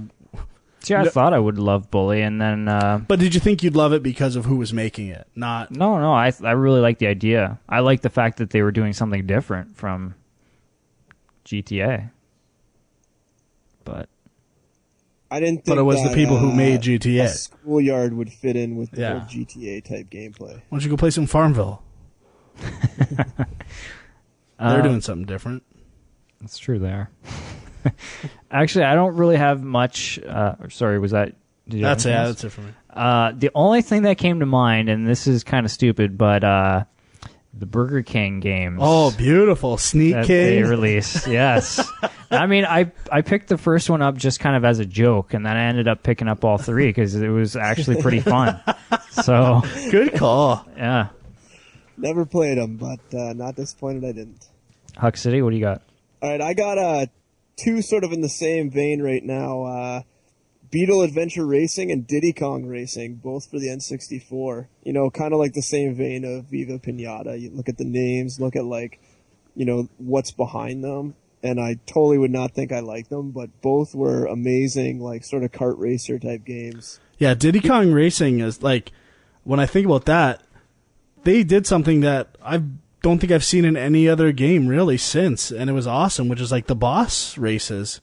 Yeah. And having the huge boss characters that you race against. Like, I don't know too many games that have done that since, so. Yeah. Yeah. The other one I have is, was Bully. But the last one is the Tony Hawk series of games. I mean, I never skateboarded as a kid or ever had a skateboard, and all the skateboarding games come out. I'm like, I'm not gonna like that. But the games were actually really fun, really enjoyable, and definitely didn't think I would like those. Yeah, and I think at that point the idea of us like there was like Skate or Die, but I think there was a lot more skateboarding games than that were all kind of shit. Yeah. And I don't think anyone had too much faith that a good skateboarding game could be made. Yeah. Those first few games were amazing. Yeah, for sure. I think, was it 2 that was like amazing, completely amazing? Yeah. I think for me this like question is good, but at the same time, I think it's bad because if there's a game out there that I think I'm gonna hate, I normally don't play it. So it's especially in games because you're committing a lot of money and stuff, and it's especially a lot harder. Nowadays, there's so many more. Yeah, and like just knowing what is out is a lot easier. I might throw one other one out there. Like in the arcades, there's this the Fireman game. No, I thought about that's what I thought of first. Okay, and the Safari game, but then it led me to remember the Star Trek board game, where you squeeze the where you just hold. You just hold those things, and you're always like,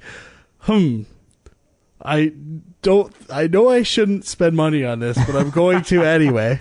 And you put it in, and it starts ramping up. And it's almost like even though you think you're trying to let go, but you can't do it. It's like almost pulling your hands onto it. And it's like, you're going crazy. And then finally you let go, and you're like, holy shit, that was worth every fucking penny I put it. Like, it's usually like $1 or $2, and it is an amazing game. That was money well spent. Really, for holding a vibrating stick. I have no idea what you guys are Oh man, they have it at the Midway Arcade in so Niagara good. Falls. Oh yeah. So okay, got one more question. This one just came in from Henrik. This might have been a better question for last episode, but what are you going to do? I was wondering if Frank's achievement whoring has ever reached these levels. And he basically gives a link and explains that in StarCraft 2, people have made sure to lose a ton of games to make sure they're the worst players on the ladder so that they can only get matched up against each other, and then they trade wins against each other so that they can level all the way up. And, I guess in some respects I have been kind of bad. I think I'm getting better. Like, I'll play Wii games and enjoy playing them and not think about the fact that I could be playing something that has achievements, where in the past I wouldn't have done that. If I wasn't getting achievements, there was no point to doing stuff. Like, even to the point where, I would watch TV and at the same time on a computer monitor be going through the Guitar Hero 3 campaign on easy left-handed. Like, that's one example. My friends, I told them to bring their controllers over one day so I could get a 4-player achievement in NBA Live, and they caught on and wouldn't cooperate.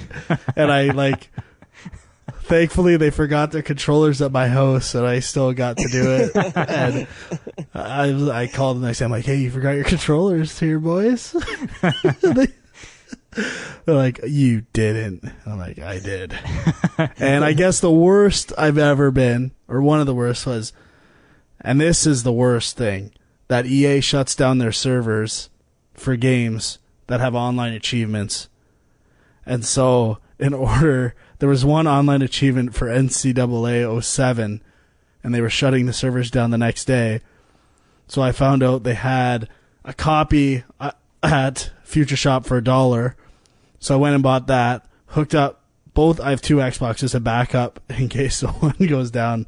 This stemmed from my old achievement whoring. If it went broke, I was just distraught. And then, so I hooked those up. I put a 48-hour trial on the other one, and played myself to get the online game achievement for NCAA March Madness. So Yeah, I'm pretty bad sometimes, but there's worse people out there. Well, there's people who rebuy different versions of the same game in different regions, right? So they can get like. I might do that. Okay. Like I haven't done it yet, but like if it was a game I really liked, I would do that. Or didn't someone you guys work with buy Batman 6 times? versions of Batman Arkham Asylum? Someone we work with might have bought 5 versions of Batman Arkham Asylum and gotten 1,000 in all of them. That is true. Nice. And for me, I'm more power to him. That is not something you respect that. That is not something I frown upon at all. Like if I could play through Uncharted 2 again and get all the trophies again, I'd do that for sure. Okay. And I would like it if a game I really loved and wanted to play over and over again did have that kind of reward. That's true. Play through 8 times. The only thing that I did that might be considered achievement whoring is now this is going to be interesting. I think I borrowed from the library at work the first version of NHL 2K whatever. Oh, you it had was. someone trip you on a breakaway? Well, for the penalty there was shot? literally like 5 achievements, and they're each worth like 200 points or something in that game. So yeah, I pretty much got all of the achievements. But yeah, I had my friends pull a goalie for me too, and they still talk about it all the time. It's so worth it though for 1,000 points. Why wouldn't like you? an hour of work? Exactly. Not even. I still don't have that one though. I don't have Avatar: The Last Airbender, the 1,000 you can get in 30 seconds. Oh really? I'm saving that for when I'm at 99,000, and then to get to 100,000, I'm going to use that one. I might save that until I'm at 9,000 to get to 10,000. Huck City, anything you want to confess? Achievement whoring? You guys are freaks. I would actually to the listeners out there, I'd love to hear more achievement whoring good stories. Achievement whoring stories. That's my favorite thing. And it's funny that I knew when you said NHL 2K6, I knew right where you were going, and Yep. I want to see if there's more out there that I can definitely relate to. All right. I do like the achievement trophy system, just so you can kind of see if you're missing something in the game. Yeah, and it's great for developers, I think, too, to point out or draw attention to game systems that might not be completely obvious at a first glance that you want people to see. But I won't necessarily go and get every stupid Airbender game just so I can get. I'm not as bad for that as I used to be. I would buy the shittiest games if they were an easy 1,000, and I haven't done that in a long time, guys.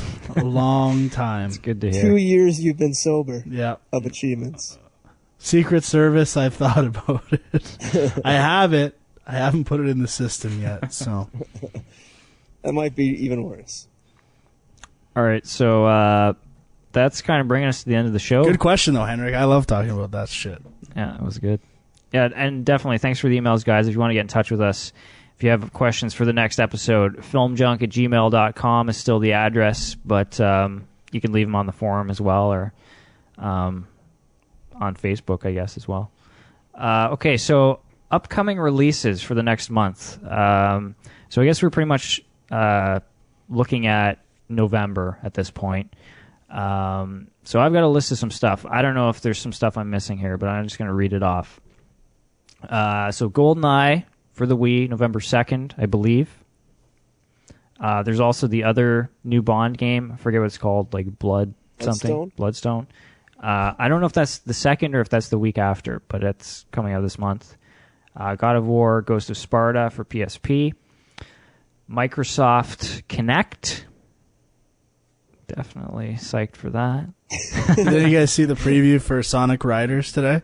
And the weapons in Sonic Riders? No, I didn't see it. The soda rocket? Nice. You have to fucking go shake a soda You have bottle. to pretend like you're shaking a soda, and it looks like you're stroking a huge cock. It's amazing. The guy, and they kind of try to cut away from it in the commercial, because if he went up and down again, you'd be like, that's obviously the first thing you think of, but it's pretty amazing. I can only imagine what other stuff this game has.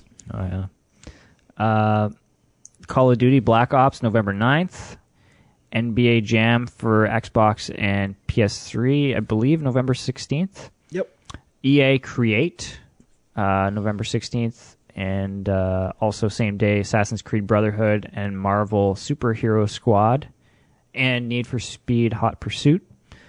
And then November 21st, Donkey Kong Country Returns. And November 30th, Epic Mickey. Did I miss anything big in November? Not that I can think of. Sly Cooper collection. Oh, yeah. What's the date for that? Do you know? November 9th. Nice. So I guess we're going to try and do pick 3 for every month. What's coming out? 3 things that we're kind of excited about. I would say Donkey Kong Country Returns is at the top of my list. Assassin's Creed Brotherhood. And probably Epic Mickey, I would say, are my top 3. So mine, the ones I'm most likely to pick up at some point would be GoldenEye, Ghost of Sparta, and Donkey Kong Country. And I'm going to go GoldenEye as well, Assassin's Creed Brotherhood, and actually the Sly Cooper collection, because I have never played any of those games. So yeah, neither have I. That might be up there for me. I love the first one. Yeah? Yeah. Cool. So next episode, we're the main review for sure, Rock Band 3, but we've run into some issues, especially here in Canada with the peripherals and whatnot. So, I mean, we're going to review it. We just don't know if we'll be able to review every aspect of the game, particularly the pro guitar might be an issue, I think. So we're going to do that. We were talking about potentially reviewing Halo Reach, but now we're debating possibly Fable 3. I don't know. Why don't we put it out to the listeners? Have them. Yeah, tell us what you want. It Don't could wait too long. Yeah, it could be something aside from those two if you really, really want us. But Huck's lobbying hard for Kirby's Epic Yarn, which I'm not necessarily opposed to. Yeah, or even GoldenEye, but whatever. Can you put a poll up on Film Junk or anything? In the forums? I can do that in the forum, actually, yeah. There you so go. Maybe we'll do that.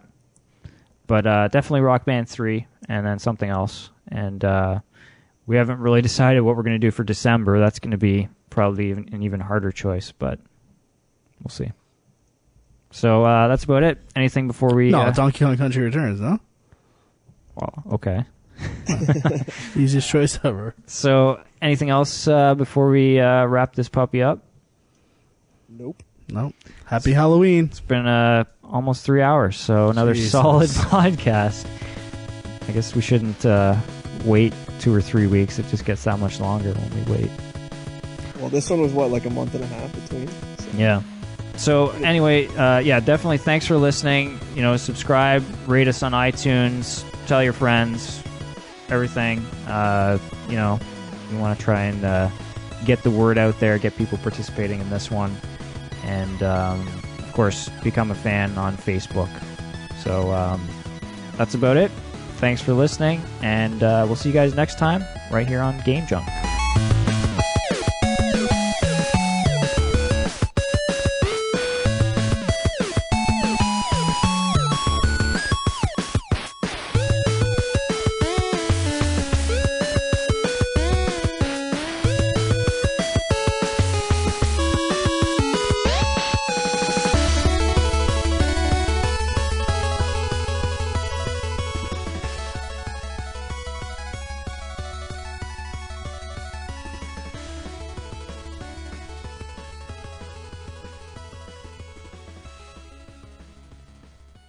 Those decisions have consequences. Sounds like something a fucking egghead like.